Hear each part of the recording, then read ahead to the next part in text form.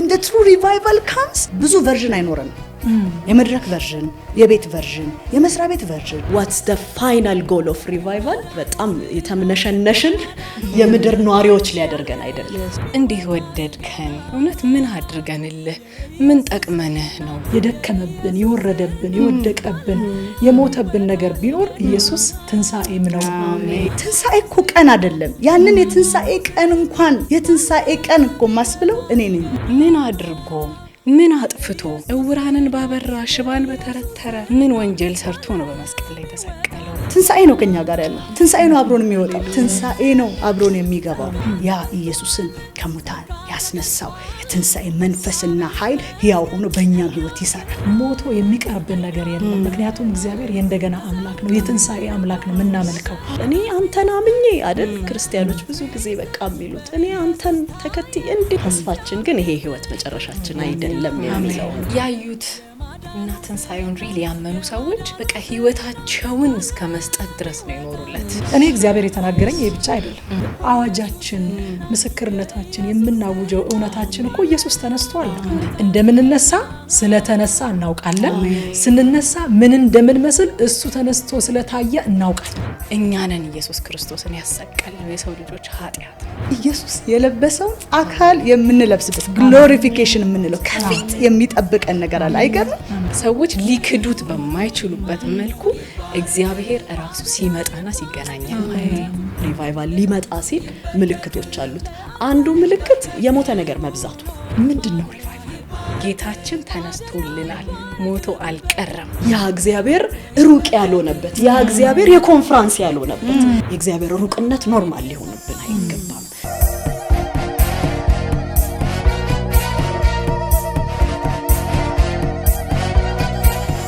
እንኳን ለጌታችንና ለመድኃኒታችን ለኢየሱስ ክርስቶስ የትንሳኤ በዓል መታሰቢያ በሰላም አደረሳችሁ። የተወደዳችሁ ተመልካቾቻችን ልዩ የትንሳኤ በዓል ዝግጅት ይዘን ወደ እናንተ መተናል። ቆይታችሁን ከኛ ጋር እንድታደርጉ በዓልን ከኛ ጋር እንድታሳልፉ ጋብዛችኋለሁኝ። መልካም ቆይታ። እንኳን አደረሳችሁ። ረቁዬ ሄርሚ ተመልካቾች በጣም ለምዷቸዋል። ዛሬ ግን ደግሞ በጣም የምንወዳትና የምናከብራትን እንግዳ ጨምረን ተገኝተናል። ከዘጸአት አፖስቶሊክ ሪፎርሜሽን ቤተክርስቲያን ፓስተር ሰላም ደምሰው ግን ብዙዎቻችን በመናቃት ስም ደግሞ ፓስተር ጄሪ ዛሬ ከኛ ጋር ቆይታ ታደርጋለች። የትንሳኤ በዓልን አስመልክተን ደግሞ እግዚአብሔር በልባችን ውስጥ ያስቀመጠውንም ደግሞ ወደ እናንተ ይዘን የምንመጣው ርዕሰ ጉዳይ አለ። በዛ ላይ እንነጋገራለን። በድጋሚ አብራችሁን ቆዩ። በዓል እንዴት ነው? ጥሩ ነው፣ እግዚአብሔር ይመስገን። ቆንጆ ነው በጣም እግዚአብሔር ይመስገን። ደረስን ደግሞ አመታት አለፉና ለ2018 የትንሳኤ በዓል እግዚአብሔር አደረሰን። ህይወት ጨመረልን፣ ሞገስ ጨመረልን፣ እድሜ ጨመረልን። ይሄን ሁሉ በምህረቱ ተቀበልን። ደግሞ የክርስትናችን መሰረት የሆነውን ይሄንን የትንሳኤ በዓል ደግሞ እንድናከብር እግዚአብሔር በዚህም አመት ረዳን፣ ተሰበሰብን። እግዚአብሔር የተመሰገነ ይሁን። በጣም ደስ እያለን ነው እያከበርን ያለ። በጣም ሄርሚ ጌታ ይመስገን። እግዚአብሔር እንደገና እድል ሰጥቶናል። ለኛ ደግሞ ሌላ እንደገና እድል ተሰጥቶናል አይደለ? አዲስ መጽሐፍ ምን ጀምርበት ጊዜ እየደረሰ ነው። ተመልካቾችን በዛው ለማጓጓት ፈልጌ ነው ከመጀመሪያው ሌላ እድል ደግሞ ሰጥቶን እግዚአብሔር በሌላ መጽሐፍ ከተመልካቾች ጋር የምንገናኝበት ጊዜ ደርሷል። እሱም ሌላ እድል ነው። እግዚአብሔር የተመሰገነ ይሁን። ፓስተር እንኳን ደህና መጣሽ። በእውነት እግዚአብሔር ያክብርልን። ጥሪያችንን አክብረሽ በመካከላችን ተገኝተሽ ከኛ ጋር ይሄን ቆይታ ለማድረግ ፈቃደኛ መሆንሽን ስሰማ በጣም ነው ደስ ያለኝ። እኔ በግሌ በጣም አክባሪሽ ከዳንኩ ጀምሮ ነው ማውቅሽና በጣም አክባሪሽ እግዚአብሔር ባንቺ ውስጥ ያስቀመጠውን ጸጋ በጣም የማከብርና እንደው አንድ ቀን እንገናኛለን ብዬ ማሰብ ነበርኩኝና ዛሬ በዚህ ሁኔታ ስለተገናኘን በጣም ደስ ብሎኛል። እንኳን አደረሰሽ፣ እንኳን ደህና መጣሽ፣ እንኳን አደረሳችሁ። በይመስኪ ቲጂ እግዚአብሔር አብስቶ ይባርካችሁ። እኔም በጣም ደስተኛ ነኝ ከናንተ ጋር ዛሬ እንደዚህ እንድናሳልፍ ስለሆነ ደግሞ ማክበራችሁ በውስጥ ያለውንም የእግዚአብሔር ጸጋ ተቀብላችሁ ስለጋበዛችሁኝ እኔም በጣም አድርጌ ያመሰግናለሁ። በተለይ ደግሞ ልዩ በሆነው በዚህ በጌታችን በመድኃኒታችን በኢየሱስ ክርስቶስ የትንሳኤ በዓል ላይ ዞር ብለን እንድናስብ እውነት ነው። ካላንደር የሚዘጋበት ጊዜ ላይ ጠብቀን ለኛ በአመት አንዴ የምናስበው አይደለም። የየዕለት ህይወታችን ነው። ትንሳኤው በየዕለት ህይወታችን ትርጉም አለውና ግን ደግሞ ወደዚህም ሀሳባችንን ከሚበታትኑ የተለያዩ ነገሮች ካላንደር ዘግቶ እንደዚህ ደግሞ እንደ ህዝብ በጋራ የምናስብበት በዚህ ልዩ በዓል ላይ በመገኘቴ በእውነት በጣም ደስ ይለኛል። ሁላችሁም በዚህ ያላችሁትንም እንኳን አደረሳችሁ ማለት ፈልጋለሁ። ተመልካቾቻችንም እንኳን ለጌታችን ለመድኃኒታችን ለኢየሱስ ክርስቶስ የትንሳኤ በዓል አደረሰን ማለት ፈልጋለሁኝ። እግዚአብሔር ይባርካችሁ። አሜን። እግዚአብሔር ይመስገን። ትንሳኤ ልዩ ነው መቼም ያው እኛ የጌታን ነገር የክርስትናችን መሰረት የሆኑትን ነገሮች እንደዚህ ጊዜ ሰጥተን በልዩነት የምናስብበት ቀን ካሌንደርም ስለዘጋልን እግዚአብሔርን እናመሰግናለን። ፓስተር እንዳለችው በየዕለቱ የምናስበው በየዕለቱ ህይወታችንን የምንቃኝበት እውነት ቢሆንም ግን ደግሞ እንደዚህ ጊዜ ተመድቦለት ቀን ተቆርጦለት ቁጭ ብለን ስራ ተዘግቶ ትምህርት ተዘግቶ ቁጭ ብለን ይሄን የምናስብበትና የምናመሰግንበት እድል ስለሆነ ቀኑን እናስባለን። እግዚአብሔርን እናመሰግናለን። ጌታ ይመስገን። እስኪ ስለ ትንሳኤ ትንሽ ነገር እንነጋገር ወደ ሌሎች ጉዳዮች ከማለፋችን በፊት። ትንሳኤ ምንድነው? ለክርስትና ትንሳኤ ያለው ስፍራ መቼም ታላቅ ነው ስፍራው። ጥቂቱን እያነሳን ብንነጋገር ምንድነው ያለው ስፍራ፣ ለኛ ስለ እያንዳንዳችን ትንሳኤ ምን ማለት ነው የሚለውን ትንሽ እንነጋገር። ረቁ ካንቺ ልጀምር። እሺ እንግዲህ ትንሳኤ የክርስትናችን መሰረት ነው። ግን እኔ ትንሽ ትንሳኤ ከመሆኑ በፊት ስለነበረው ስለ ኢየሱስ ክርስቶስ ሞት እና ስለ መስቀሉ ሳስብ ሁሉ ጊዜም የእግዚአብሔር ፍቅር እንዲህ ወደድከን፣ እውነት ምን አድርገንልህ፣ ምን ጠቅመንህ ነው እንዴት ወደድከን ያስብለኛል። አንደኛ ዮሐንስ ምዕራፍ 4 ቁጥር 10 ላይ ፍቅርም እንደዚህ ነው እግዚአብሔር እርሱ ራሱ እንደወደደን ስለ ኃጢአታችን ማስተሰሪያ ይሆን ዘንድ ልጁን እንደላከ እንጂ እኛ እግዚአብሔርን እንደወደድ ነው አይደለም ይላልና በቃ የክርስቶስ ኢየሱስ ሞትና ትንሳኤ ለኛ ህይወታችንም ነው ደግሞ የክርስትናችንን መሰረት ነውና ሁሉ ጊዜም ስናስበው መስቀሉን እንድናስብ ያደርገናል፣ ሞቱን እንድናስብ ያደርገናል። ከዛ ደግሞ ፍርድን ደግሞ እናያለን። ኢየሱስ ክርስቶስ በመስቀል ላይ ተፈረደበት። ማን ይፈረደበት? እግዚአብሔር ፈረደበት፣ ህዝቡ ፈረደበት፣ ነገስታቶች ፈረዱበት። ምን አድርጎ ምን አጥፍቶ እውራንን ባበራ ሽባን በተረተረ ምን ወንጀል ሰርቶ ነው በመስቀል ላይ ተሰቀለው የሚለውን ነገር እንድናስብ ይረዳናል። ምንም አድርጎ አይደለም ኢየሱስ ክርስቶስን አይሁዳውያንም ሮማውያንም ሳይሆኑ እኛንን ኢየሱስ ክርስቶስን ያሰቀልነው የሰው ልጆች ኃጢአት ነው። ለኛ ነበር የሚገባው፣ ግን ክርስቶስ ኢየሱስ በመስቀል ላይ ለኛ ወስዶልናል። የእግዚአብሔርን ፍትሃዊነት እናያለን።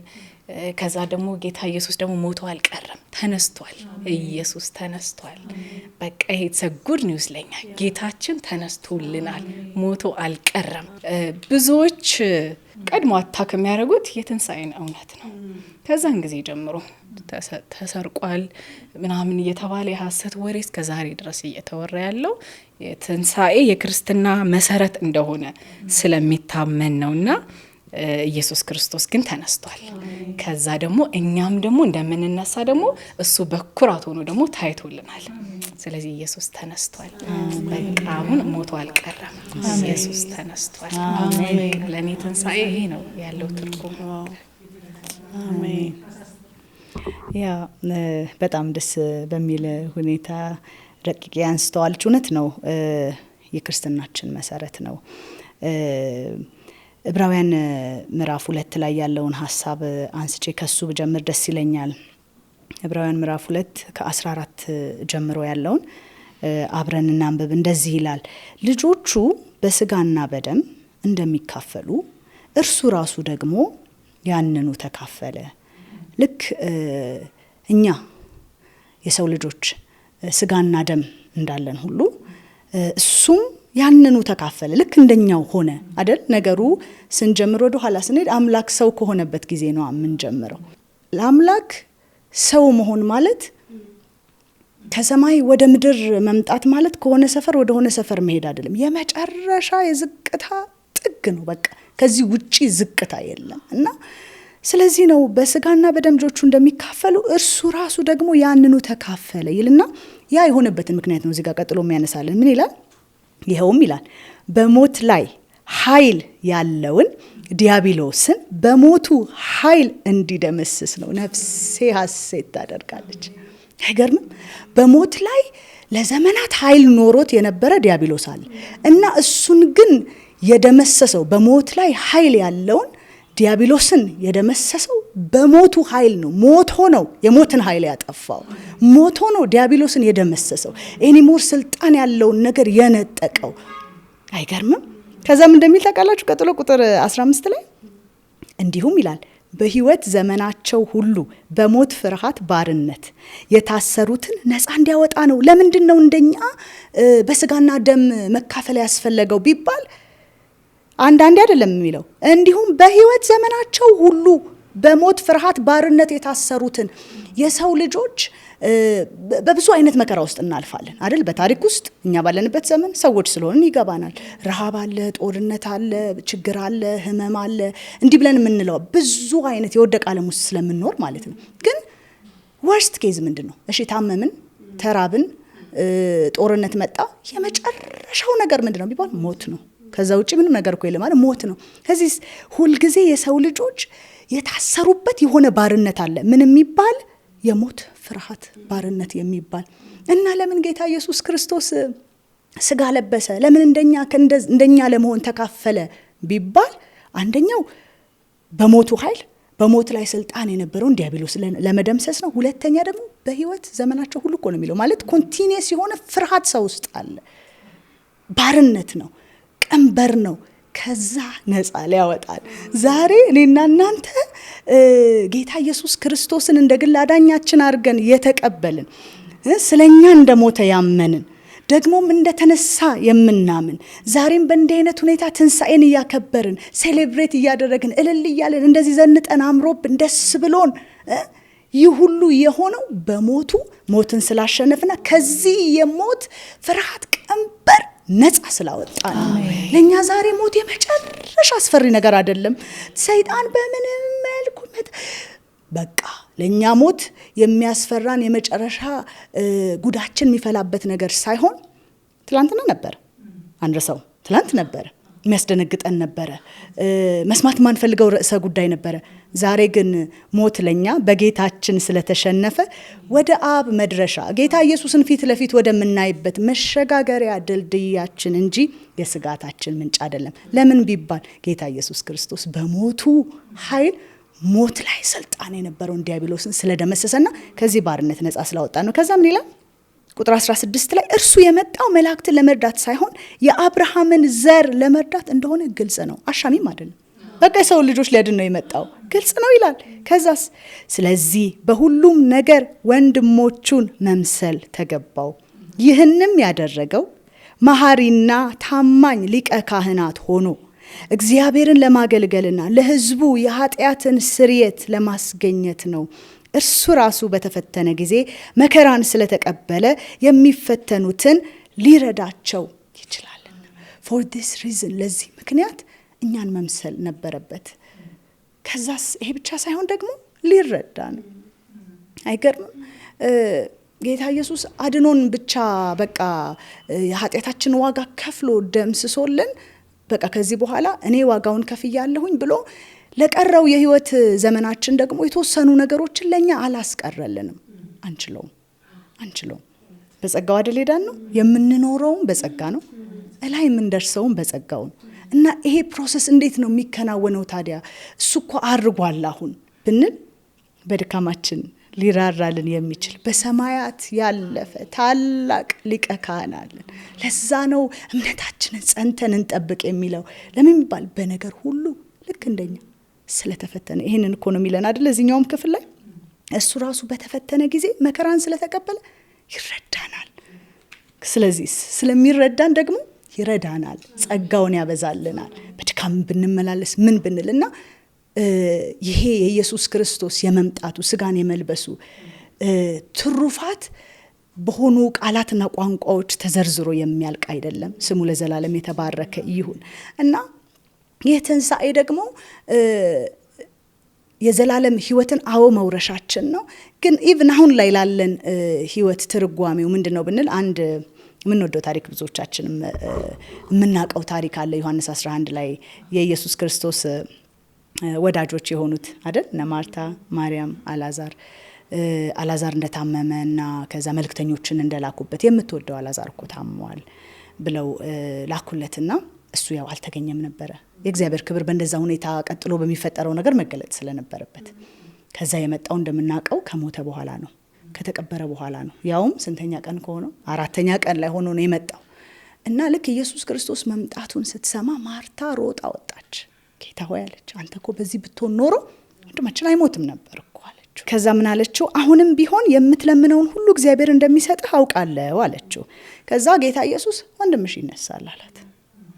ወንድምሽ ይነሳል ሲላት አዎ ጌታ ሆይ አውቃለሁ አለች። ከዛ የመለሰችው መልስ ምንድነው? በትንሣኤ ቀን እንደሚነሳ አውቃለሁ። ጌታ ኢየሱስ ያስተማራቸው ትምህርት አለ። ጎበዝ ተማሪ ናት ማርታ። አድረሳችም እሱ የትንሣኤ ቀን የሚባል እንዳለ ታውቃለች። እና በዛን ቀን እንደሚነሳ አውቃለሁ አለች። ከዛ ግን አንድ ሌቭል እሱን መረዳቷን ይህንን መገለጥ ይህን ሰማያዊ ሬቨሌሽን ሊያሳድግላት ጌታ ኢየሱስ ፈለገ። እና ኢየሱስ እንዲህ አላት ይላል፣ ማርታ አላት ትንሣኤና ሕይወት እኮ እኔ ነኝ ማለት ትንሣኤ እኮ ቀን አይደለም። ያንን የትንሣኤ ቀን እንኳን የትንሣኤ ቀን እኮ ማስብለው እኔ ነኝ። አይገርምም? ትንሣኤ ፐርሰን ነው። ትንሣኤ ራሱ ኢየሱስ ነው። ሃሌሉያ።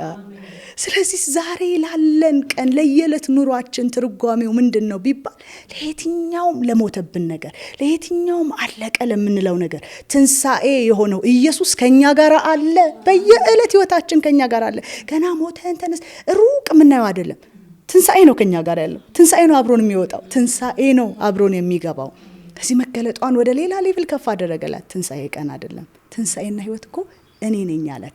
ያ ኢየሱስ ክርስቶስን ከሙታን ያስነሳው ማለት ያ ስፒሪት ኦፍ ሪዘሬክሽን ያ የትንሣኤ ኃይል በእኛ ይሰራል ዛሬ። ምናልባት ይህንን ፕሮግራም እየተከታተሉም ላሉ በዚህ ላለንም አይደል ሰዎች ስለሆንም በምድር ላይ ስለሆንም ብዙ ጥያቄዎች አሉ። ብዙ ሞተ ምንላቸው አበቃ ምንለው ነገር አለ። ያ ኢየሱስን ከሙታን ያስነሳው የትንሣኤ መንፈስና ኃይል ሕያው ሆኖ በእኛም ህይወት ይሰራል። የትኛውም ዝቅ አለብን መንፈሳዊ ህይወታችን ሊሆን ይችላል፣ የተለያየ ነገር በትንሣኤው ኃይል ዛሬ ምን እንደገና መነሳት ይሁንልን። የትኛውም ሞተ ለምንለው ነገራችን ሕያው የሆነን አምላክ እናመልካለን። አሜን አሜን አሜን። ዋው! ትንሣኤ በእውነትም በጣም በጣም አርቀን የምናየው ነገር ሳይሆን የዛሬም ነገር እንደሆነ በጣም አሳሰብሽን ፓስተር። በእውነት እግዚአብሔር ይባርክሽ። እኔ ትንሣኤን ሳስብ ለእኔ የእንደገና ማስታወሻ ነው።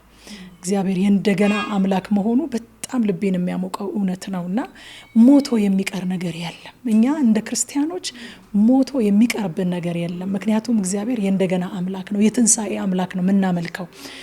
የሞታን የሚያስነሳ ህይወት ብቻ ሳይሆን ጌታ እዛ ጋር የተናገረው ቃል እኔ በልዩ ሁኔታ ገብቶኝ አንድ ጊዜ በጣም እንዴት ሪጆይስ እንዳደረግኩኝ። አሁን በኃጢአታቸውና በበደላቸው ምክንያት አዳምና ሔዋን ከእግዚአብሔር ሲለዩ ከህይወት ተለዩ እኮ አይደለ? ትንሣኤ ባይኖር ኖሮ እንደገና ሌላ እድል አይገኝም ነበረ። ኢየሱስ ህይወት ብቻ ሳይሆን ትንሣኤም ነው። ህይወት ነኝ ብሎ አልቆመም፣ ትንሣኤም ነኝ አለ። ዛሬም ኢየሱስ ህይወት ሰጥቶናል። ህይወትን ከሱ ጋር ጀምረናል። ግን በዚህ ህይወት ጎዳና ስንጓዝ የደከመብን የወረደብን የወደቀብን የሞተብን ነገር ቢኖር ኢየሱስ ትንሣኤም ነው።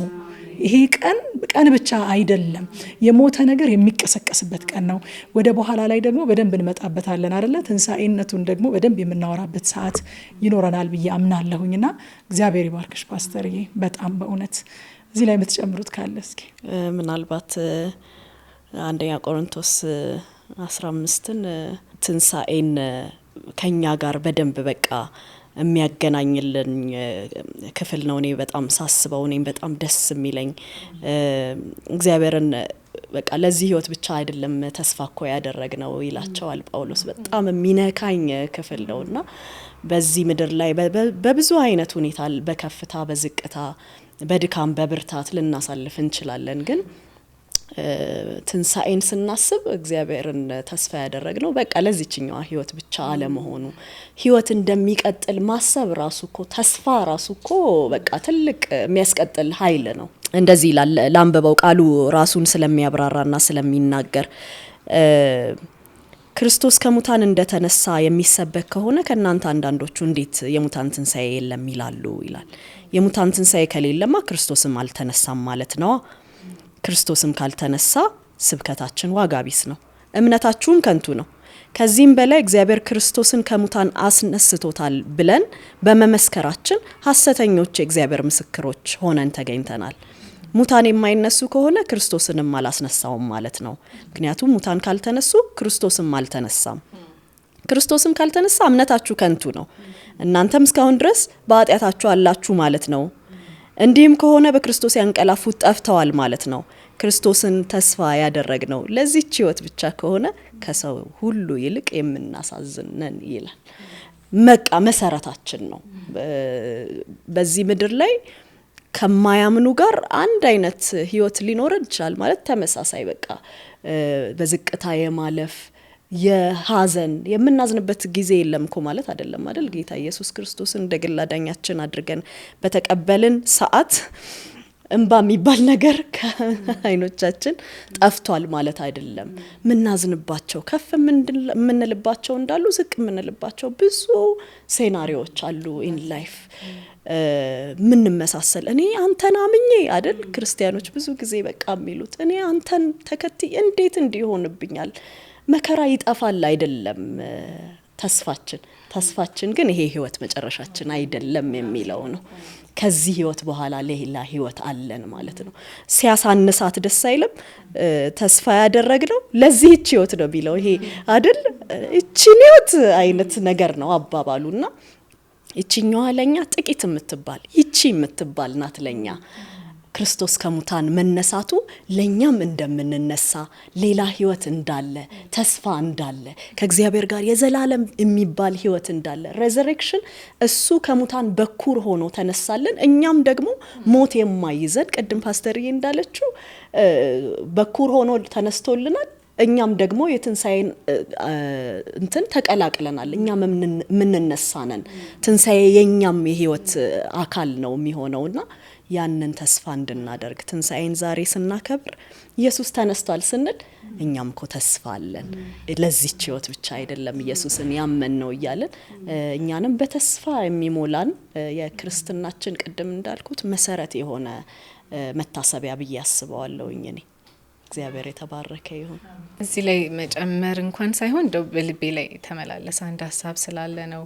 ያዩት እና ትንሳኤውን ሪል ያመኑ ሰዎች በቃ ህይወታቸውን እስከ መስጠት ድረስ ነው ይኖሩለት። እንደኛ ለዚች ምድር በልቶ ጠጥቶ ለወጥቶ ለመግባት ብቻ አይደለም ይኖሩት። ህይወታቸውን የሰጡት እስከ በቃ ተዘቅዝቆ እስከ መሰቀል ድረስ ያደረሳቸው ምንድነው ከተባለ ኢየሱስ ተነስቷል።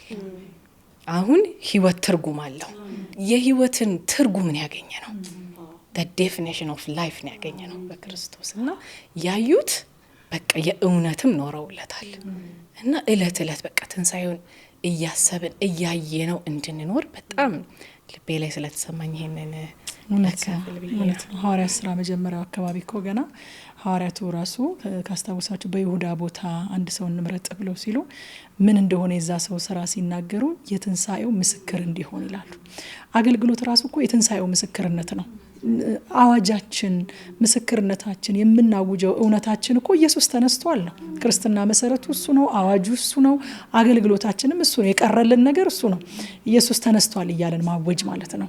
እሱን ነው። ቅድምም በክርስትና ላይ የሚሰነዘሩ ጥቃቶች ሁሉ አስቀድሞ ትንሳኤውን ነው የሚያጠቁት ስትለን ነበር አረቁና አስቀድሞ ትንሳኤውን የሚያጠቃው ጠላት ያለ ትንሳኤ ባዶ እንደሆነ ስለሚያውቅ ነው። ምክንያቱም ስለ በደላችንና ስለ ኃጢአታችን ሞተ ይልና መጽሐፍ እኛን ስለማጽደቅ ተነሳ ይላል። ኢቭን መጽደቃችን ዲፔንድ የሚያደርገው ኢየሱስ መነሳቱ ላይ ነው። ለመጽደቃችን እርግጠኛ የሆነው ራሱ ኢየሱስ ስለተነሳ ነው። እግዚአብሔር ኢየሱስ ክርስቶስን መስዋዕት መቀበሉን መርካቱን እኮ ያረጋገጠው ኢየሱስን በማስነሳት ነው። ከሙታን ሲያስነሳው ተቀብሎታል። እሱን ሲቀበለው ደግሞ በሱ ውስጥ እኛን ተቀብሎናል ብለን እርግጠኞች ሆነን እና የመዳናችን እርግጠኝነት የጽድቃችን እርግጠኝነት አብ መስዋዕቱን ለመቀበሉ እርግጠኝነታችን ኢየሱስ መነሳቱ ነው። ኢየሱስ ተነስቷል። ዛሬ ይሄንን አዋጅ እንደገና ደግሞ ሪፍሬሽ የምናደርግበት አይደለ?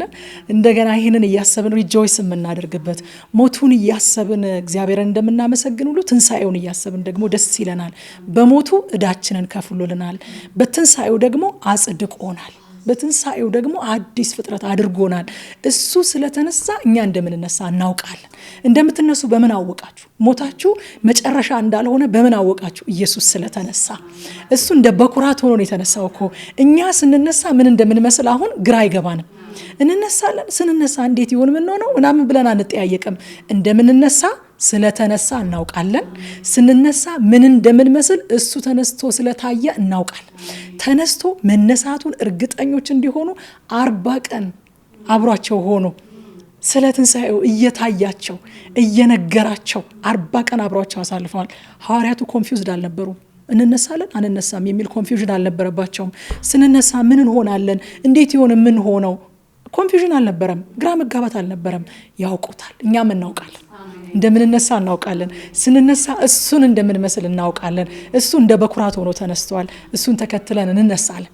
ሲሞት ራሱ እኮ ሞትኩኝ ጠፋሁኝ አይደለም ያለው። የስንዴ ቅንጣት ካልወደቀች ብቻዋን ሆና ትቀራለች አለ። ከወደቀች ግን እንደሷ አይነት 100 ሌላ ታፈራለች አለ። ኢየሱስ ዓርብ ዕለት ወደቀና እሁድ ዕለት ሲነሳ እንደሱ አይነት እኛን አፈራ። ሃሌሉያ! በእውነት ትንሣኤ እኮ ኢየሱስ ተነስቶ እኛን የማፍራቱ ማሳያ ነውና ትልቅ በዓል ነው። ትልቅ መታሰቢያ ነው። ሰለብሬት እናደርገዋለን። ይሄንን ፓስተር የምትጨምረው ያለሽ ይሄን እየተናገራችሁ በቃ ልቤ ዘለለ። እዚሁ ሄርሚ ያነበበችው ክፍል ላይ ነውና ይሄ ስጋችን ያስቸግረናል አሁን አይደል? ይታመማል፣ ይደክማል፣ ምን ይላል እና አነሳሳችንን ሲናገር አይገርምም? አሁን የቀረል ሞተን ስንነሳ ስንል የምንለብሰው እኮ የትንሣኤን አካል እና ምን ብሎ ነው ቢገልጸው እንዴት ደስ እንደሚለኝ የሚሞተው የማይሞተውን ይለብሳል ይላል። አይገርምም?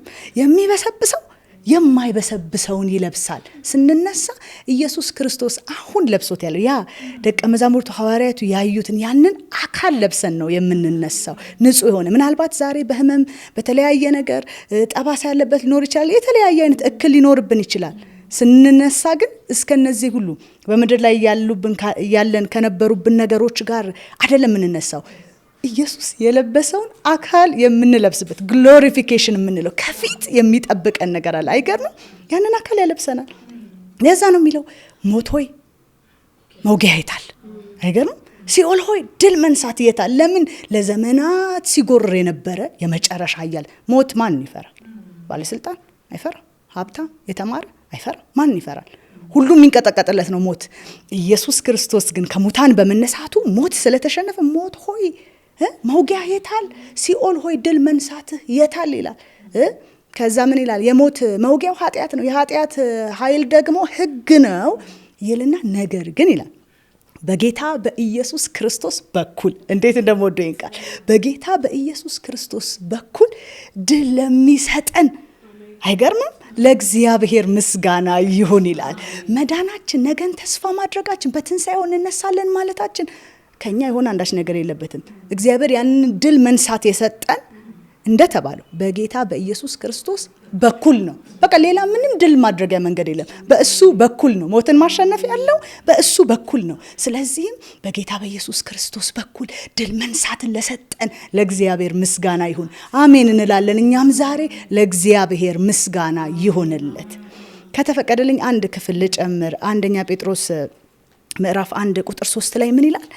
የጌታችን የኢየሱስ ክርስቶስ አምላክና አባት ይባረክ ይልና እርሱ ከታላቅ ምሕረቱ የተነሳ በኢየሱስ ክርስቶስ ከሞት መነሳት ምክንያት ማለት ኢየሱስ ክርስቶስ ከሙታን መንደር በኩር ሆኖ ስለተነሳ ኢየሱስ ስለተነሳ ትንሣኤ ስለሆነ ማለት ነው ያሉትን ትሩፋቶች ቀጥሎ ይናገራል። ለሕያው ተስፋ በሚሆን አዲስ ልደት አይገርምም? ከዛስ እንዲሁም በሰማይ ለማይጠፋ ለማይበላሽና ለማይለወጥ ርስት እንደገና ወለደን ይላል። ዋው! ርስት ሰማይ ይጠብቀናል። የማይበላሽ ነው፣ ኢምፐሪሸብል ነው፣ ደግሞ ዲፋይ ሊደረግ የማይችል ነው። ምንም ርስት በምድር ሊኖረን ይችላል፣ ግን ትናንትና በነበረበት ስቴት ዛሬ አይኖርም አይደል? የወረስነው ከቤተሰብ ሊኖር ይችላል፣ እየተበላሸ ፌድ እያደረገ ነው የሚሄደው። አንደኛ ከፊት ለፊት የሚጠብቀን ሄርሚዬ እንዳለች ለዚህ ምድር ብቻ አይደለም ጌታን ተስፋ ያደረግነው፣ ይቀጥላል ህይወት። ከዛስ ህያው ነው ይሄ ተስፋ፣ የሚያበቃ አይደለም፣ ህያው ተስፋ ነው አለ። ሪል ነው፣ ከምድር ነው፣ እንገባበታለን። የተዘጋጀልን ርስት አለ። ምን አይነት የማይጠፋ ነው? ምን አይነት ዘላለማዊ ነው? ምን አይነት የማይበላሽ ነው? እንዴት ሆነ ቢባል ኢየሱስ ክርስቶስ ከሙታን በመነሳቱ። አሜን አሜን ሃሌሉያ። ጌታ ይባረክ። አሜን። እግዚአብሔር ዛሬም በመካከላችን ደግሞ በትንሳኤው ኃይል እየተንቀሳቀሰ እየሰራ ነው ያለው። አንድ ቀን እንነሳለን ብቻ ሳይሆን ፓስተር እንዳለችው ዛሬም መነሳት ያለበትን ነገር እግዚአብሔር ያስነሳል። አሁን መነሳት ስላለበት ነገር ደግሞ የምንነጋገርበት ሰዓት ነውና እግዚአብሔር ዛሬ በልባችን ያስቀመጠው እንግዲህ የሞተን ነገር የሚቀሰቅስ ኢየሱስ ክርስቶስን ከሙታን ያስነሳው መንፈስ ብቻ ሊያደርገው የሚችል በሰው ኃይል፣ በሰው ጉልበት፣ በሰው ዘዴ ሊደረግ የማይችልን ነገር እንድንነጋገር እግዚአብሔር በልባችን አስቀምጧል። ዛሬ ስለ ሪቫይቫል አይደለ? ስለ ሪቫይቫል እናወራለን። ሪቫይቫል ማለት ራሱ ቱ ሊቭ አጌን አይደለ? እንደገና መኖር፣ እንደገና እንደ ቀድሞ እንደ በፊቱ መኖር ማለት ነው። ትንሳኤ እኮ እንደዛ ነው ያደረገው አይደለ? አዳምና ሔዋን ከእግዚአብሔር ጋር በገነት ሲኖሩ የነበራቸው ህይወት ነበረ። ያ ሙላት፣ ያ ህብረት፣ ያ ከእግዚአብሔር ጋር ያለ ንጹህ የፍቅር ግንኙነት የነበረው ህይወት በኃጢአት ምክንያት ሲበላሽ፣ ሲጠፋ፣ ከእግዚአብሔር ሲለዩ፣ ከህይወት፣ ከብርሃን፣ ከፍትህ፣ ከዚህ ሁሉ ነገር ተለይተው ከጠፉ በኋላ ኢየሱስ ክርስቶስ መጣና እስከ ሞት ድረስ ታዞ ከሙታን ተለይቶ ሲነሳ እንደገና መኖርን ሰጠን። እንደገና ከእግዚአብሔር ጋር ህብረት፣ እንደገና ወደዛ ፍቅር፣ እንደገና ወደዛ ቤተሰብነት መለሰንና ሪቫይቫል ማለትም እንደገና መኖር ማለት ስለሆነ ከዚሁ ከትንሳኤ ጋር አያይዘን ይህንን ነገር እንነጋገራለንና ስለ ሪቫይቫል ምንነት በማውራት እንጀምርና ተመልካቾቻችንም በእውነት ልባቸው በዚህ እንደሚነቃቃ አምናለሁኝ። ከዛ በኋላ አያይዘን ሌሎችንም ሀሳቦች እንነጋገራለን። ምንድን ነው ሪቫይቫል? ረቆ ሪቫይቫል እንግዲህ እስቲ ከእግዚአብሔር ቃል እኔና ኢሳይያስ ምዕራፍ 64 ላይ ያለ አንድ ቃል አለ። እሱን አንብቤ ከዛ በኋላ ስለ ምንነቱ ብናገር ይሻለኛል። ኢሳይያስ ምዕራፍ 64 ቁጥር 1 ላይ እንደዚህ ይላል፣ አቤቱ ሰማያትን ቀደህ ምን ነው በወረድክ፣ ምን ነው ተራሮችን በፊትህ በተናወጡ።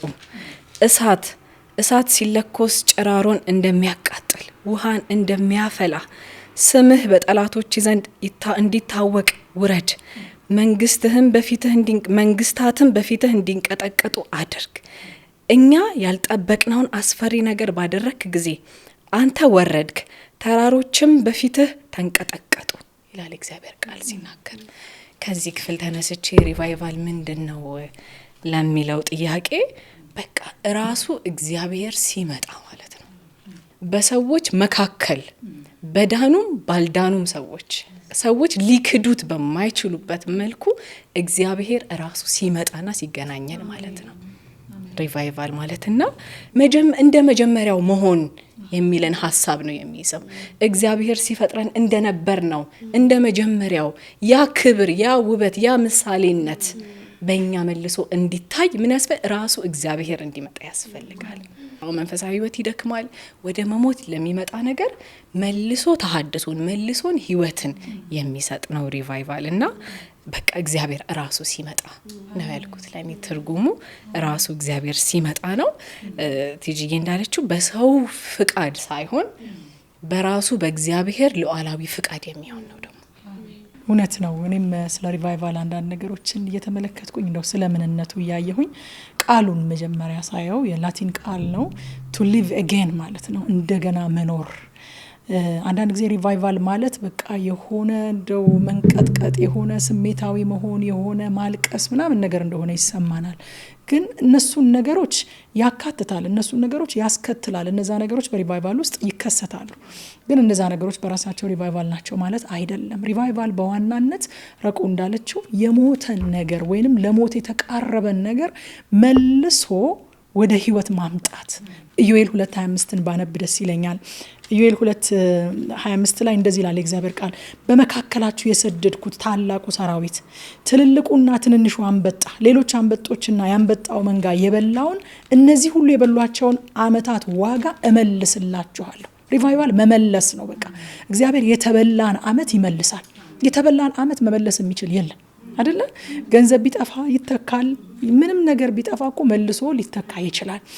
ጊዜ ግን ካለፈ አለፈ ነው ይባላል እኮ አይደል? በቃ ጊዜ ካለፈ አለፈ ነው ይባላል። እግዚአብሔር ግን እነዛ የተበሉትን የጠፉትን አመታት እመልስላችኋለሁ ይላል። this is revival።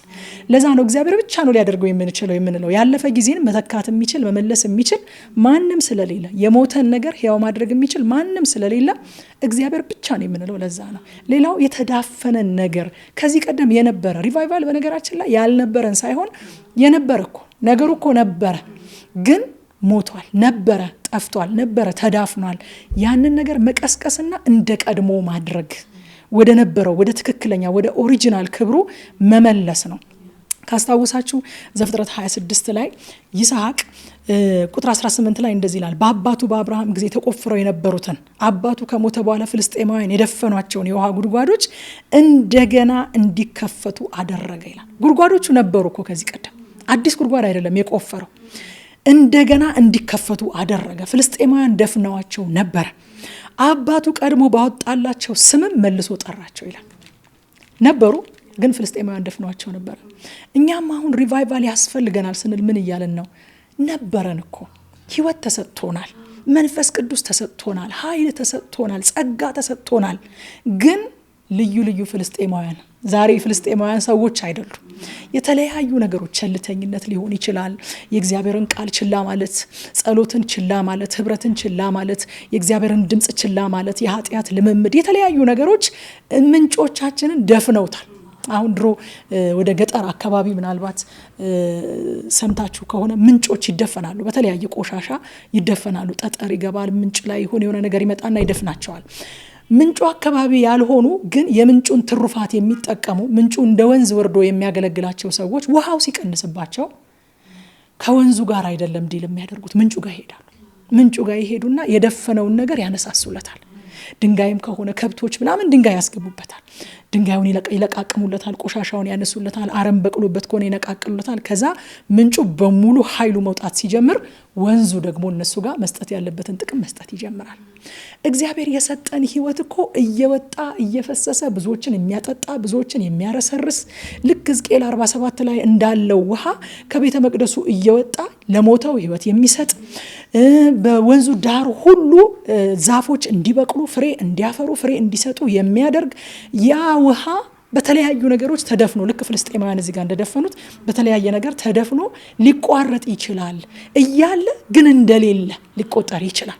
ህይወት ተቀብለን ህይወት እንዳልተቀበለ፣ መንፈስ ቅዱስን ይዘን መንፈስ ቅዱስን እንዳልያዘ፣ ጸጋ ተቀብለን ጸጋ እንዳልያዘ፣ ተቀብተን እንዳልተቀባ ከተቀመጥንበት ቦታ ሪቫይቫል ሲመጣ የተደፈነውን ነገር ያነሳሳውና የዘጋውን ነገር ያነሳሳውና በሙሉ ኃይሉ ውስጣችን ያለው መንፈስ እንዲወጣ ያደርጋል። ሃሌሉያ ሃሌሉያ። እግዚአብሔር ዛሬ በቃ አሁን ፍልስጤማውያን ሰዎች አይደሉም ብለናል። በእውነት ይህንን ፕሮግራም ለሚከታተሉም ለኛ ምንጫችንን የደፈነውን ነገር ያነሳሳልናል። ያንን ማድረግ የሚችል እግዚአብሔር ብቻ ነው። ሲያነሳሳው ውስጣችን ያለው መንፈስ በሙሉ ኃይሉ ይገለጣል። አንዳንድ ጊዜ ላለሁኝ እኔ ይሄ ብቻ ነው ይሄ ብቻ ነው ይሄ ብቻ አይደለም። በእውነት እግዚአብሔር በእያንዳንዳችን አይደለም እንደ ቤተ ክርስቲያን አይደለም እንደ ዩኒቨርሳል ቸርች አይደለም እንደ አጥቢያ ቸርች የተናገረንን ተውትና በእያንዳንዳችን ህይወት እግዚአብሔር የተናገረውና ሊሰራ ያሰበው ይሄ ብቻ አይደለም። እኔ እግዚአብሔር የተናገረኝ ይሄ ብቻ አይደለም። ምንጬን የያዘው የሆነ ነገር አለ እንጂ ይሄ ብቻ አይደለም። እግዚአብሔር ደግሞ ዛሬ ይሄንን ያነሳል ብዬ አምናለሁኝ። ጌታ ይመስገን። ሄርሚዬ በዚህ ዘመን ለምን ስለ ሪቫይቫል እናወራለን? ስለሚያስፈልገን እናወራለን። አንድ መጽሐፍ ላይ ምን አየሁኝ? ሰዎች ምናልባት በቃ አቅደው በዚህ ጊዜ በቃ ሪቫይቫል በዚህ ጊዜ ብለው ላያቅዱ ይችላሉ። በእግዚአብሔር እቅድ በእግዚአብሔር ሰዓት ሪቫይቫል ሊመጣ ይችላል። ግን ደግሞ ምልክቶች አሉት። ሪቫይቫል ሊመጣ ሲል ምልክቶች አሉት። አንዱ ምልክት የሞተ ነገር መብዛቱ ነው። ሙት ነገር መብዛቱ ሪቫይቫል እንደሚያስፈልግ የሚያሳይ ነገር ነው። ያንን አይተን ደግሞ በራሳችን ምንም ማድረግ ባንችል እንኳን a prayer of revival ወይ ደግሞ እንደዚህ አይነት የሪቫይቫል ኮንቨርሴሽንስ ሲኖሩ በመካከላችን በግለሰቦች በክርስቲያኖች እንደዚህ በወዳጆች መካከል በቤተ ክርስቲያን መካከል የሪቫይቫል ወሬ አንሳን ቅድም እንደተነበበው ቃል እግዚአብሔር ሆይ ሪቫይቫስ የሚል አይነት ፕሬየሮች ሲበዙ ንግግሮች ሲበዙ that means እግዚአብሔር በቃ ያስቀመጠው የቀጠሮ ጊዜ ደርሷል ማለት ነው ይላል።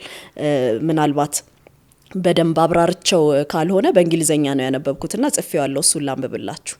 if God stirs up hearts to pray for revival, it's a sure sign that he wants to send one ይላል። በቃ ሳይኑ ምንድነው? ሰዎች እንደዚህ እየተነጋገሩ ከሆነ ፕሬየር እየመጣ ከሆነ እግዚአብሔር ቀጥሯል ማለት ነው፣ ሪቫይቫልን ቀጥሯል ማለት ነውና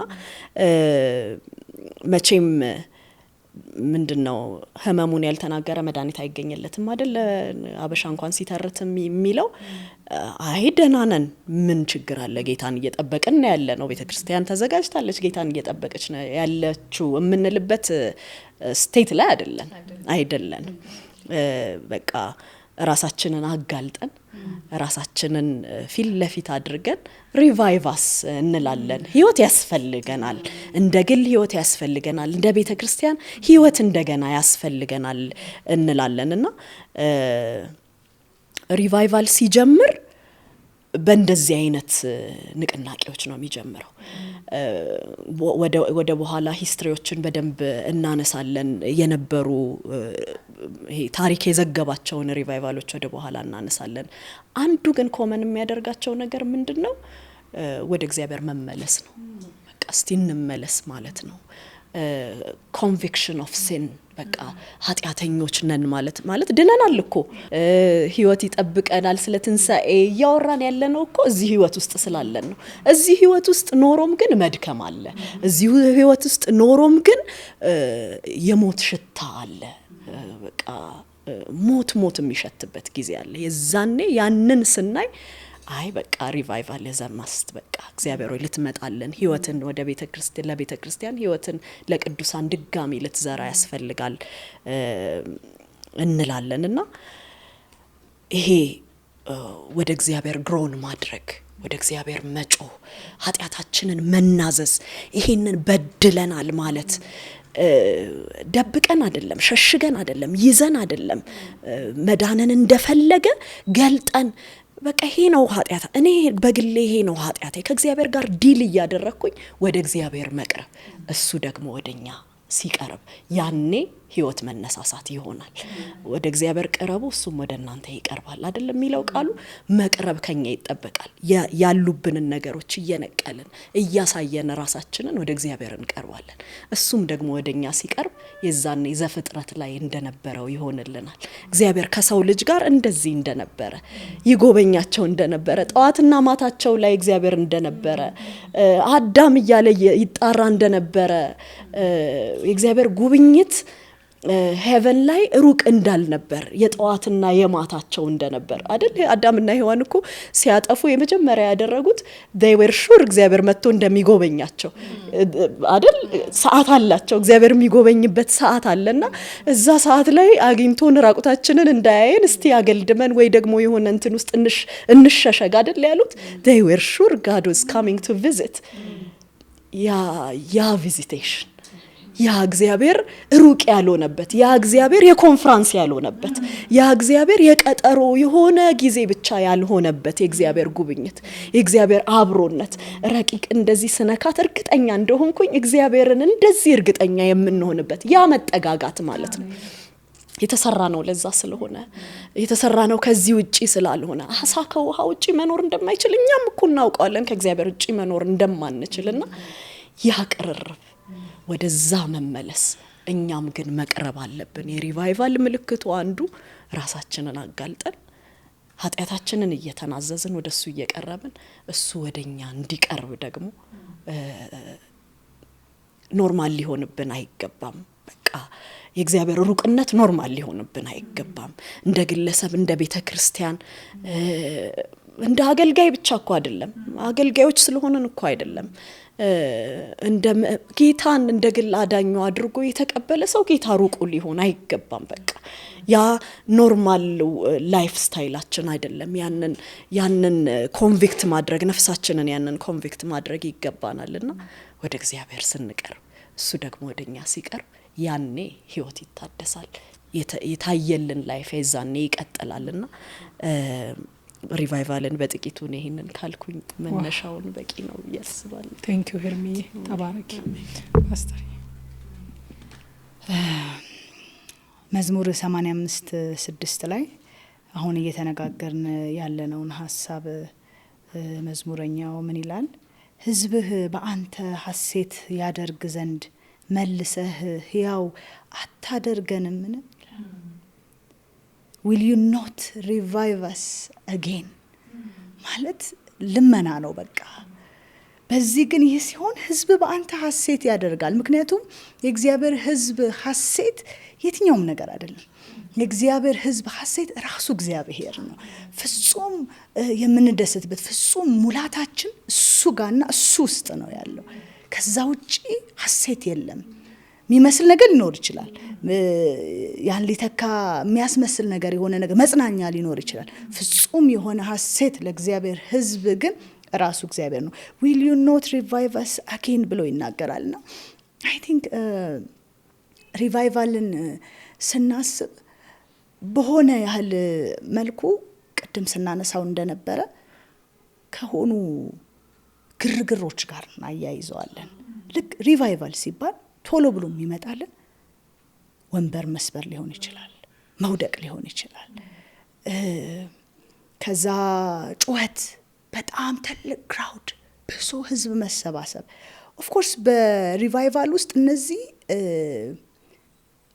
አንዳንድ መገለጫዎች ሊሆኑ ይችሉ ይሆናል፣ አይሆንም አንልም እንደዚህ። ነገር ግን if it is a true revival ሰው ተነክቶ በመንፈስ ቅዱስ ወድቆ ሲነሳ ከመውደቁ በፊት እንደነበረ ግን መቀጠል አይችልም። ይወድቅ ይችላል፣ ግን እንደነበረ እንደቀድሞ እዛው ፕሮግራም ውስጥ ተሟሙቆ ተብሎ ኢሞሽናል ሆነን በኢሞሽናችን ሰማይ ደርሰን ከዛ ግን ባክቱ የድሮ ላይፍ አይሆንም። ይሄ የእውነተኛ ሪቫይቫል መገለጫ አይደለም። ምክንያቱም እግዚአብሔር ሲመጣ የሚመጣው ለጥሩ ፕሮግራም አይደለም፣ ሞቅ ላለ ለደመቀ ፕሮግራም አይደለም። ሪቫይቫል ለህይወት ነው የሚያስፈልግ።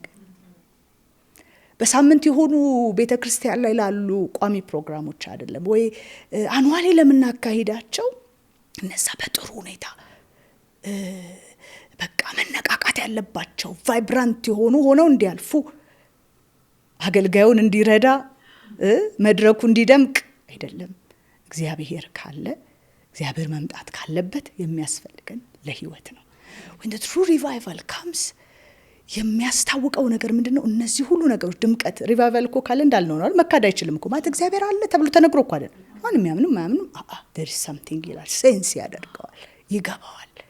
እና ያ ሲሆን ግን እንዴት ነው ቢባል ልክ የአንድ ሰው በቤቶቻችን እናውቃለን አይደለ? ምናልባት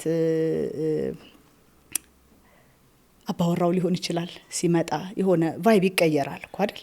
ልጆች ብቻ ሲሆኑ ማሚ ገብታለች መሰለኝ ይባላል። ማለት ከማሚ ጋር ተገናኝቶ ያሉ የሚሆኑ ነገሮች አሉ። ምናልባት እቃ ገዛስታ የምትመጣ ከሆነ ጠረጴዛ ላይ የሆኑ እቃዎች ከታዩ እንዴ ማሚ ገብታለች እንዴ ይባላል። ልጆች ያውቃሉ የማሚ ፕሬዘንስ መኖሯ የሚታይበት ነገር ዳዲ ሲም የሚታወቅበት። ልክ እንደዛ when the heavenly father comes and visit us የሚታዩ ነገሮች አሉ። ከነዛ መካከል ቅድም ሲባል እንደነበር አንዱ true repentance ነው። ማለት ሰው አንተ ኃጢአተኛ ነህ ተብሎ ተጎትጉቶ እኮ አይደለም፣ truly ልመለስ ራሱ ያያል። ሪፔንት ያደርግ መመለስ አይደለ? መመለስ እኮ ወደ እግዚአብሔር ዘወር ማለት እኮ ያስኩት ጎዳና ትክክል አይደለም ያለ ማንም ጎትጓጭና አስጨናቂ ማለት ነው። ራሱ ይመለሳል።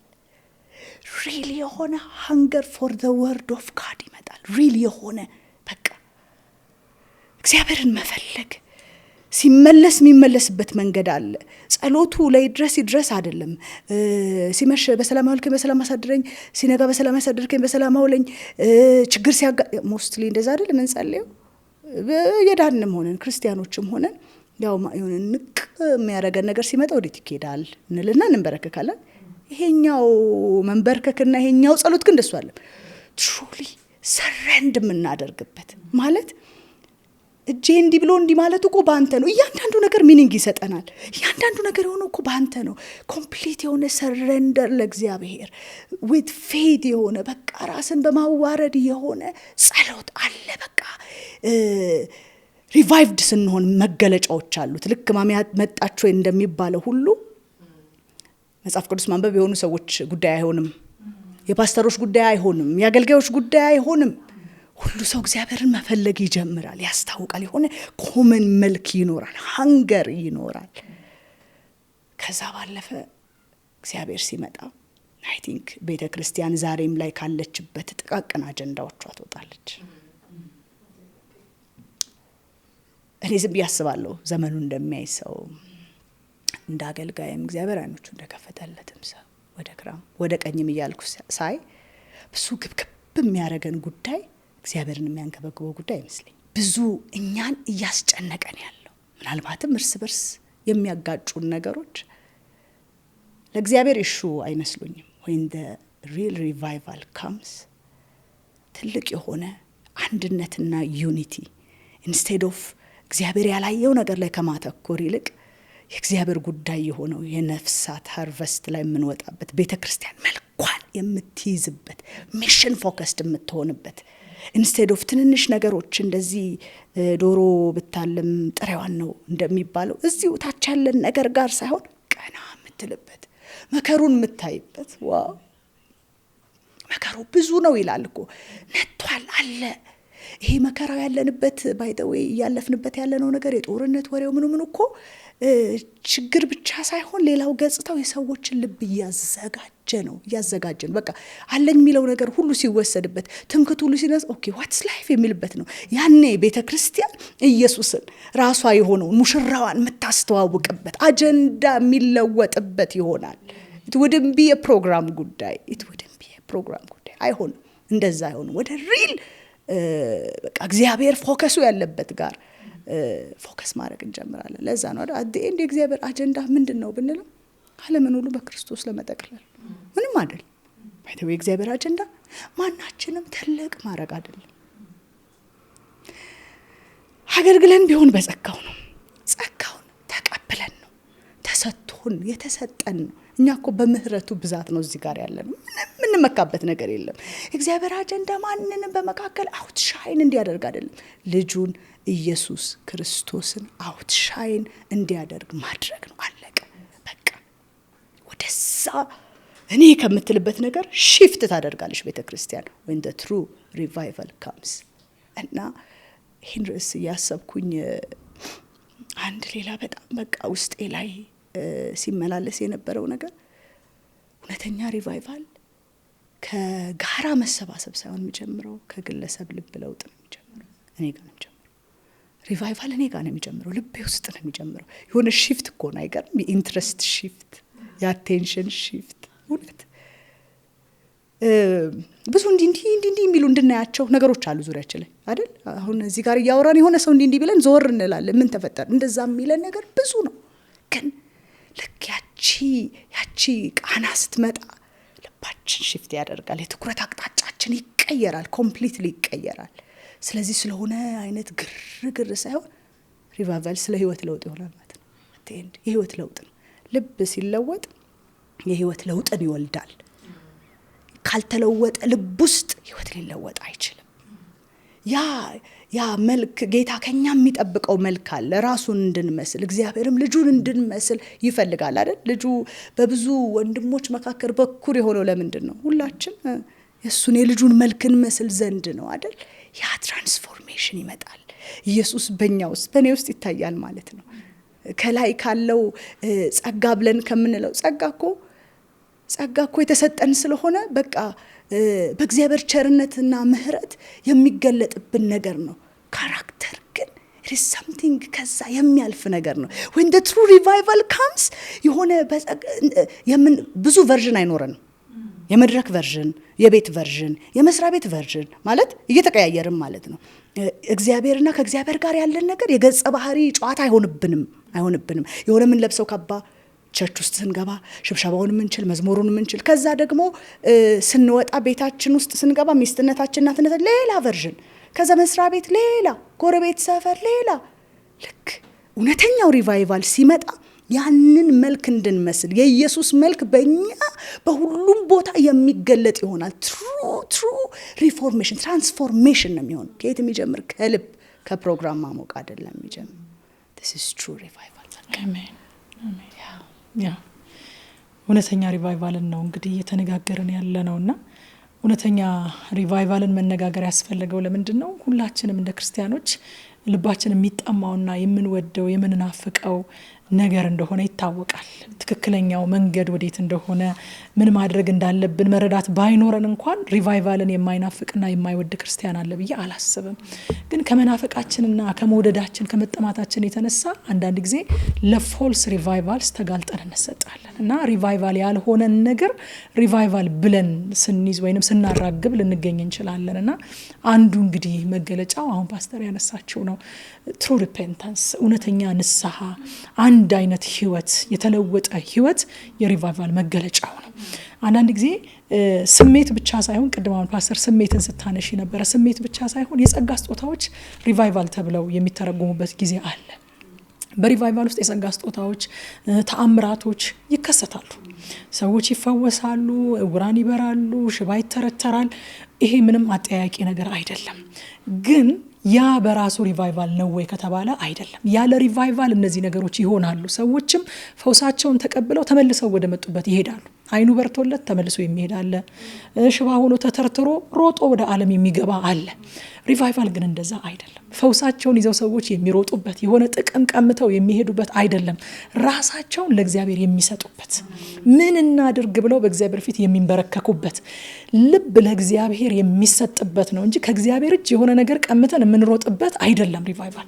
አሁን የጸጋ ስጦታ በኃይል የተገለጠባቸው ቦታዎች እኮ አይተን እናውቃለን። አንዳንድ ጊዜ የትንቢት ስጦታ በጣም በተለየ ሁኔታ የሆነ ቦታ ይገለጣል። ሰዎች ይሄዳሉ፣ እግዚአብሔር ሚስጥራቸውን ይነግራቸዋል፣ እግዚአብሔር ጥያቄያቸውን ይፈታላቸዋል። ግን ተመልሰው ወደ ቀድሞ ህይወታቸው ይሄዳሉ። ሲመለሱ አልለወጣቸውም። ትንቢቱ ችግራቸውን ፈታው፣ ውጫዊ ችግራቸውን ፈታው እንጂ ውስጣዊ ማንነታቸውን አልለወጠውም። ሪቫይቫል ግን እንደዛ አይደለም። የሆነ የውጭ ችግራችንን አራግፎ ልባችን እንደነበረ ወደ እግዚአብሔር ወደ ቤታችን እንዲሄድ የሚያደርግ አይደለም። ውስጣዊ ለውጥን አምጥቶ ከውስጥ የሚወጣ ከውስጥ የሚጀምር ለውጥ ህይወታችንን እንዲቆጣጠረው፣ አንድ አይነት እንዲያደርገው፣ ኢየሱስን እንዲያስመስለው የሚያደርግ ነው ሪቫይቫል እና ከውስጥ ነው የሚጀምረው። ሪፔንታንስ ነው። አሁን የብዙ ሪቫይቫሎችን እኔ እንትናቸውን እየሄድኩኝ ሳነብ አንድ አይነት የሚያደርጋቸው ነገር ሪፔንታንስ፣ ቅድስና ተከትሎ ያንን ተከትሎ ደግሞ ቅድስና ይመጣል። ከዛ ደግሞ አንዱ መገለጫቸው እግዚአብሔር ብቻ ይከበራል። ማንም ሰው ኮከብ ሆኖ አይወጣም። በእውነተኛ ሪቫይቫል ማንም ሰው ስጋ ለባሽ ኮከብ ሆኖ አይወጣም። ሐዋርያት ሥራ ምዕራፍ 19 ላይ አንድ ሪቫይቫል ተነስቶ ነበረ እና ሐዋርያው ጳውሎስ ሲያገለግሉና ካስታወሳችሁ እነዛ የአስቄዋ ልጆች በጌታ በኢየሱስ ስም ብለው አጋንንት ሊያስወጡ የሞከሩበት ቦታ ኤፌሶን ላይ የተነሳው ሪቫይቫል ማለት ነው። እና አጋንንቱ በረታባቸው፣ አቆሰላቸው። ጳውሎስን አውቀዋለሁኝ አለ፣ ኢየሱስን አውቀዋለሁ፣ እናንተ ማናችሁ አላቸው። እና ይሄ ነገር ተሰማ ይላል። ይህ አገልግሎት ተሰማ። እዛ ቦታ ላይ የተገለጠው የእግዚአብሔር እጅ የመጣው ሪቫይቫል ተሰማና 3 ነገሮች ሆኑ። አንደኛ ሰዎች ሁሉ እየመጡ ክፋታቸውን ይናዘዙ ጀመር። ከኃጢአታቸው እየተመለሱ ንስሐ ይገቡ ነበር። ከዛስ ጠንቋዮች መጽሐፎቻቸውን ሰብስበው ያቃጥሉ ነበር። አሁን መናዘዝ ብቻ ሳይሆን አክሽን ደግሞ ተከተለ። ንዛዜ ያለ፣ መመለስ አለ፣ ከዛ ደግሞ አክሽን። መጽሐፎቻቸው በብዙ ሺህ ብር የሚገመት መጽሐፎቻቸውን ያቃጥሉ ነበረ። ከሁሉ በላይ በጣም ኢምፕረስ የሚያደርገኝ የጌታ የኢየሱስን ስም እጅግ ተፈራ፣ ተከበረ ይላል። በቃ ሪቫይቫል የሚያደርገው ይሄ ነው። የሆነን ሰው ፌመስ ለማድረግ አይመጣም። የሆነን ቸርች ፌመስ ለማድረግ አይመጣም። ሪቫይቫል የሚመጣው የጌታ የኢየሱስን ስም ከፍ ለማድረግ፣ የሰዎችን ልብ ለመለወጥ፣ ንስሐ እንዲገቡ እንዲመለሱ፣ ነፍሳቸውን ህይወታቸውን ለእግዚአብሔር እንዲሰጡ ለማድረግ፣ አክሽን እንዲወስዱ። መጽሐፋቸውን አቃጠሉ። እነዛ ጠንቋዮች የሚጠነቁሉበትን በጣም ውድ መጽሐፋቸውን አውጥተው አቃጠሉ። አክሽን እንዲወስዱ፣ የተገለጠ የህይወት ለውጥ እንዲያደርጉ ያደርጋል። በዛ ሁሉ መካከል ደግሞ ዋናው ታርጌቱ የጌታ የኢየሱስ ስም ይከበራል፣ ይፈራል። በኤልያስ ዘመን ከብሉይ ኪዳን የተነሳውን ሪቫይቫል ካስታወሳችሁት፣ ሪቫይቫል ተነሳ። ጣዖታትን ሰባበረ። እነዛን የጣዖት አምላኪዎች አረዳቸው፣ ገደላቸው። ልክ ሲጨርስ ቦታው ላይ ሄዳችሁ ክፍሉን ብታነቡት ምንድን ነው የሚለው? ህዝቡም ሁሉ እግዚአብሔር እሱ እውነተኛ አምላክ ነው ብለው ሰገዱ። እግዚአብሔር እሱ እውነተኛ ነው ብለው ፈሩ ይላል። እግዚአብሔር ይፈራል፣ እግዚአብሔር ይከበራል፣ የኢየሱስ ስም ይፈራል፣ የኢየሱስ ስም ይከበራል። እውነተኛ ሪቫይቫል ሰዎችን ከፍ ከፍ ሊያደርግ ሰዎችን ኮከብ ሱፐርስታር ሊያደርግ አይመጣም። እግዚአብሔርን ሊያስከብር ነው የሚመጣው። እውነተኛ ሪቫይቫል ደግሞ በሰዎች ግርግርና በሰዎች ዘዴም አይነሳም። በነገራችን ላይ እኛ የምናናውጠው ውሃ እኮ ሰው አይፈውስም። ያቺ የምትናወጠዋን ውሃ አስታውሳችኋት አይደለ? ውሃን ለምንድን ነው የሆነ ሰው ገብቶ እንዲህ ማይበጠብጣት? በሆነ በእንጨት ማይበጠብጣት ለምንድን ነው? ያንቀሳቅሳታል እንጂ ፈውስ አያወጣማ። ፈውስ የሚወጣው መልአኩ ሲያናውጣት ብቻ ነው። እውነተኛ ሪቫይቫል የሚመጣው እግዚአብሔር ሲልከው ብቻ ነው። ቀደም ሄርሚዬ ስታነሺው ነበር አይደለ?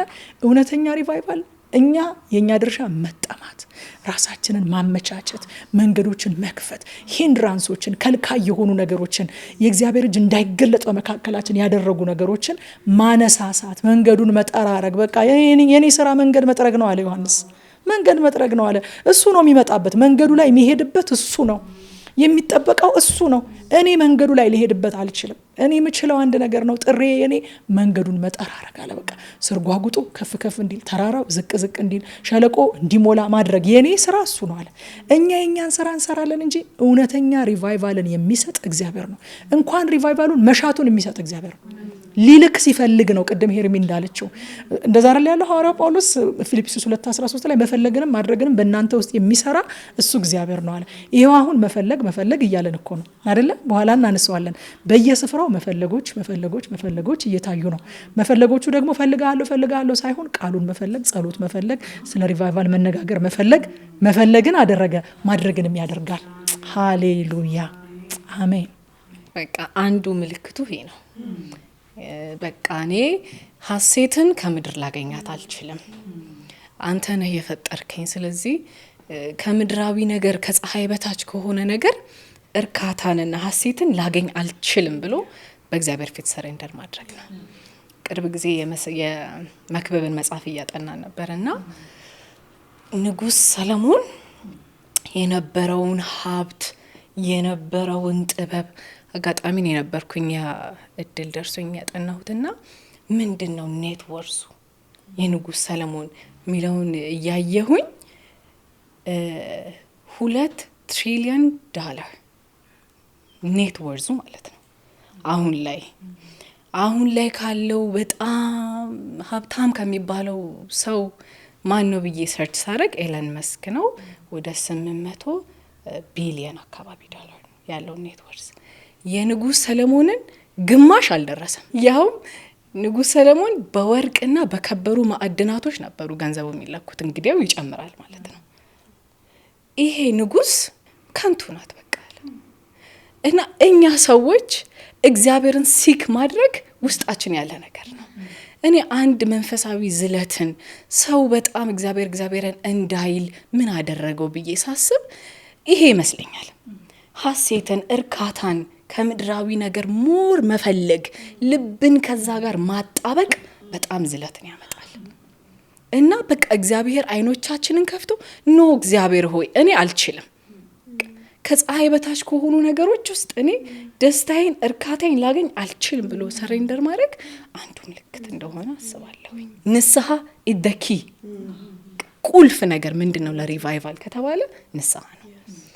ደጋግመን ታሪኮችን ስናጠና ሪቫይቫል የተገለጠበት ጊዜም ሆነ ያንን ሪቫይቫል እግዚአብሔር የተጠቀመበት ለማቀጣጠል የተጠቀመበት ሰው በንስሐ ወደ እግዚአብሔር የተመለሰ ሰው ነው። እና ኢትስ ናት አባውት የሰውየው ጉዳይ አይደለም፣ የልብ ጉዳይ ነው። ቅድም ፓስተር ያለች እንደነበረው በቃ ፐርሰናል ሪቫይቫል፣ ግላዊ የሆነ መነካት፣ በንስሐ መመለስ፣ ልብን ማጽዳት፣ መመርመር፣ ቅርጽ ማስያዝ፣ ይሄ መጀመሪያው ነው። እነዚህ ያደገ ሴት ደግሞ በቸርች ይመጣል። የቸርች ሪቫይቫል አለ። ከዛ ደግሞ በዓለም አቀፍ ደረጃ ደግሞ የሚመጣ የእግዚአብሔር ሪቫይቫል አለና እግዚአብሔር መፈለግን እኔ አሁን ላይ ይሄንን እጠማለሁኝ በእኔ ትውልድ። በቃቺ ምድር አትውጠኝ ምን ይሄንን ሳላይ እላለሁኝ። ማየት ፈልጋለሁኝ እግዚአብሔር በምድሬ ላይ ተገልጦ ሲታይ ሲከበር ሲፈራ ማየት ፈልጋለሁኝ እኔ በህይወቴ። እና ይሄ ደግሞ እኛ ስለፈለግን ብቻ ቁጭ ብለን ዲስከስ የምናደርገው ነገር ነው ብዬም አላምንም። የእግዚአብሔር ጊዜም እየደረሰ እንደሆነ አምናለሁኝና እግዚአብሔር ያሳየናል። ኢዩኤል 2 እንደዛ አይደል የሚለው ሲጀምር ሁላችንም በቃ ስለ ሪቫይቫል ስናነሳ የምናነሳው አለ እግዚአብሔር ቀን የሚለው 2:28 ላይ የሚናገረው።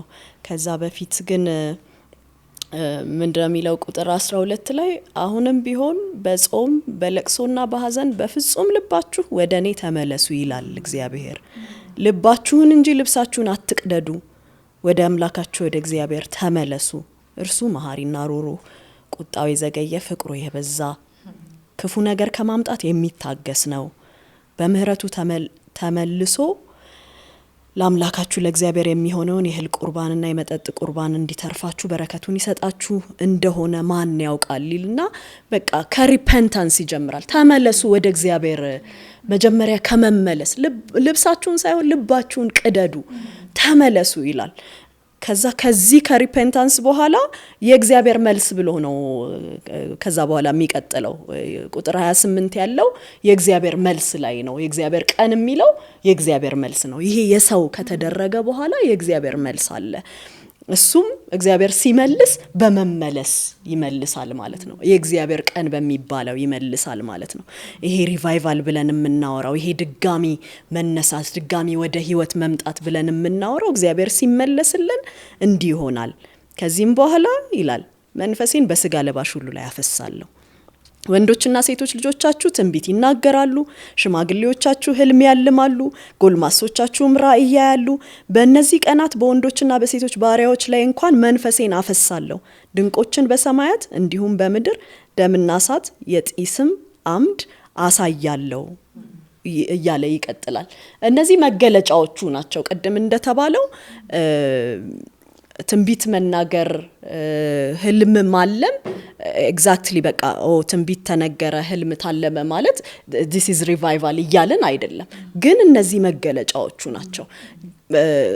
ሁላችንም እንዳልነው አጽንኦት የምንሰጠው ግን ሪቫይቫል በእግዚአብሔር ጊዜ በእግዚአብሔር ቀጠሮ የሚመጣ ቢሆንም የኛ ግን መመለስ ያስፈልጋል። የኛ ግን ቅድም ትጂዬ እንዳልሽው ማመቻቸት ግን የኛ ያስፈልጋልና አብዛኞቹ ሪቫይቫልስ ከዚህ ነው የጀመሩት። በቃ ልብን ከመቅደድ ነው የጀመሩት። ያ ከውጪ አይደለም፣ ከቤቱ ከእግዚአብሔር ቤት ከኛው ከራሳችን ጤነኛ ነን ከምንለው ደህና ነን ከምንለው ከኛ ይጀምራል። ምናልባት ዛሬ በሰው ፊት በቃ እንትን ልንመስል እንችላለን፣ ፐርፌክት ልንመስል እንችላለን፣ ግን ዊር ኖት በቃ አይደለንም ብለን ራሳችንን ከማሳየት እንጀምራለን። ከዛ በኋላ በቤቱ ይሄ ሲነሳሳ ሪቫይቫሎችን ስናይ ይሄ የሪፔንታንስ ወደ እግዚአብሔር የመመለስ ነገር በቤቱ ሲነሳ የውጮች መምጣት ይጀምራሉ። የመጨረሻው አልቲሜት ጎሉ ኢን ሪቫይቫል ምንድነው? እግዚአብሔር ምድር ላይ ተሟሙቀን እንድንጨርስ ሊያደርገን አይደለም። ሪቫይቭ የሚያደርገን ወደ እርሱ ቀርበን ሚሽናችንን ጨርሰን እንዲመጣ ከኛ ጋር ለዘላለም ሊሆን ስለሚወድ ነው። እግዚአብሔር መጨረሻ የሚፈልገው ምንድነው? በክርስቶስ ዓለምን ሁሉ መጠቅለል ነው። የመጨረሻ ዓላማው እግዚአብሔር ይሄ ነው። ሪቫይቫል what's the final goal of revival? በቃ በጣም የተምነሸነሽን የምድር ኗሪዎች ሊያደርገን አይደለም። በመንፈስ የተምነሸነሽን የምድር ኗሪዎች አይደለን። በክርስቶስ ሁሉን መጠቅለል ነው የሚፈልገው። ስለዚህ የመጨረሻ ጎሉ ምንድነው? እንደ ቤተክርስቲያን፣ እንደ አገልጋዮች፣ እንደ ምእመን ለምንድነው ልንነሳ የምንፈልገው? እሺ አነሳሳን፣ መንፈሱ መጣ፣ ተቀራረብን ከእግዚአብሔር ጋር። what next? የእግዚአብሔር ትልቁ his heart is after ያልዳኑ ነፍሳት። ሪቫይቫል ያልዳኑ ነፍሳትን ነው ሊያመጣልን የሚገባው። ወደ ሪፔንታንስ እኛን ካመጣ በኋላ ቤተክርስቲያንን ካመጣ በኋላ ቅድም ማን ነው ፓስተር መሰለችኝ ስትል የነበረው ያለ ማንም ጉትጎታ ሰዎች ኧረ እኔም ኃጢአተኛ ነኝ እያሉ ወደ መመለስ ኢየሱስን ወደ መፈለግ በቃ ያልዳኑ ነፍሳት ናቸው የመጨረሻው ጎል። ኢን ሪቫይቫል የምንጠብቀው በመቶ ሺዎች፣ በሚሊዮኖች፣ በቢሊዮኖች ሰዎች ወደ መንግስቱ እንዲጨመሩ ነው። እግዚአብሔር ይሄንን ነው የሚጠብቀው፣ ይሄንን ነው የሚፈልገው። እኛን የሆነ የተነቃቃን ሰዎች ማድረግ አይደለም የሪቫይቫል የመጨረሻው ጎል እና አሁን ምናልባት ከጎናችን እየሰማን ባለነው እንዲሆነ እዚህ ጋር እንዲተነሳ በሚባሉ ነገሮች is it really revival የሚለውን ይሄ ነገር ሪቫይቫል ነው የሚለውን የምንመዝንበት አንድ መመዘኛ ምን ያህሎች ወደ ጌታ መጥተዋል፣ ምን ያህሎች ሪፔንት አድርገዋል፣ ምን ያህሎች ጌታ ኢየሱስ ክርስቶስ እንደ ግል አዳኛቸው አድርገው ወደ ዘላለም ሕይወት ምን ያህሎች ተቀላቅለዋል። ኤኒ ሙቭመንት ሪቫይቫል ነው የምንለው ከእግዚአብሔር ነው የምንለው ይሄስ በእርግጥ እግዚአብሔር የላከው ንቅናቄ ነው የምንለው የምንለካበት አንዱ ምን ያህል ሰዎች ጌታን አውቀዋል። እግዚአብሔር በእውነት ከዚህ ውጭ አጀንዳ የለውም። ቀደም ፓስተር ስትል እንደነበር ጌታ እኮ የሚድኑት እስኪመጡ እኮ ነው የሚጠብቀው እንጂ እኛ በዚህ እሱ በዛ እኮ መሆን ጌታም እኮ አይፈልግም። የዳኑት ተጨምሮ ቶሎ ሃርቨስቱን ሰብስበን ጌታ እኮ ሊመጣ ነው የሚፈልገው። እቺ ምድር አሁን እየተናወጠች ያለችው በቃ አይደል ዜናው ስንከፍት ሰዎች ሲያወሩ ስንሰማ ታክሲው ምኑ ነዳጁ ናፍጣ መጥፋቱ ምኑ ሁሉ ነገር በቃ ይሄ ትርምስምስ ያለው ምን ይሆን ጸሎታችን አረ ይስተካከል እያለን እሺ ተስተካክለን እዚሁ ልንኖር ልንቀመጥ ሊያደላድለን እኮ ጌታ አይፈልግም። ነውጦች ሁሉ በቃ ሰዎች እየተሰበሰቡ ቶሎ የሚድኑት ተሰብስበው ጌታ ሊመጣ ነው የሚፈልገው። እኛም ደግሞ ከሱ ጋር መሆን ነው የምንፈልገው።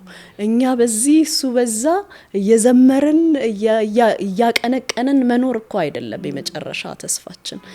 ዛሬ ትንሣኤን እያከበርን እንዳለ ትንሣኤ ነው መጨረሻችን፣ እኛም ተነሺዎች ነን፣ እኛም ሌላ ህይወት አለ እያለን ግን እዚሁ ልንደላደል አይገባም።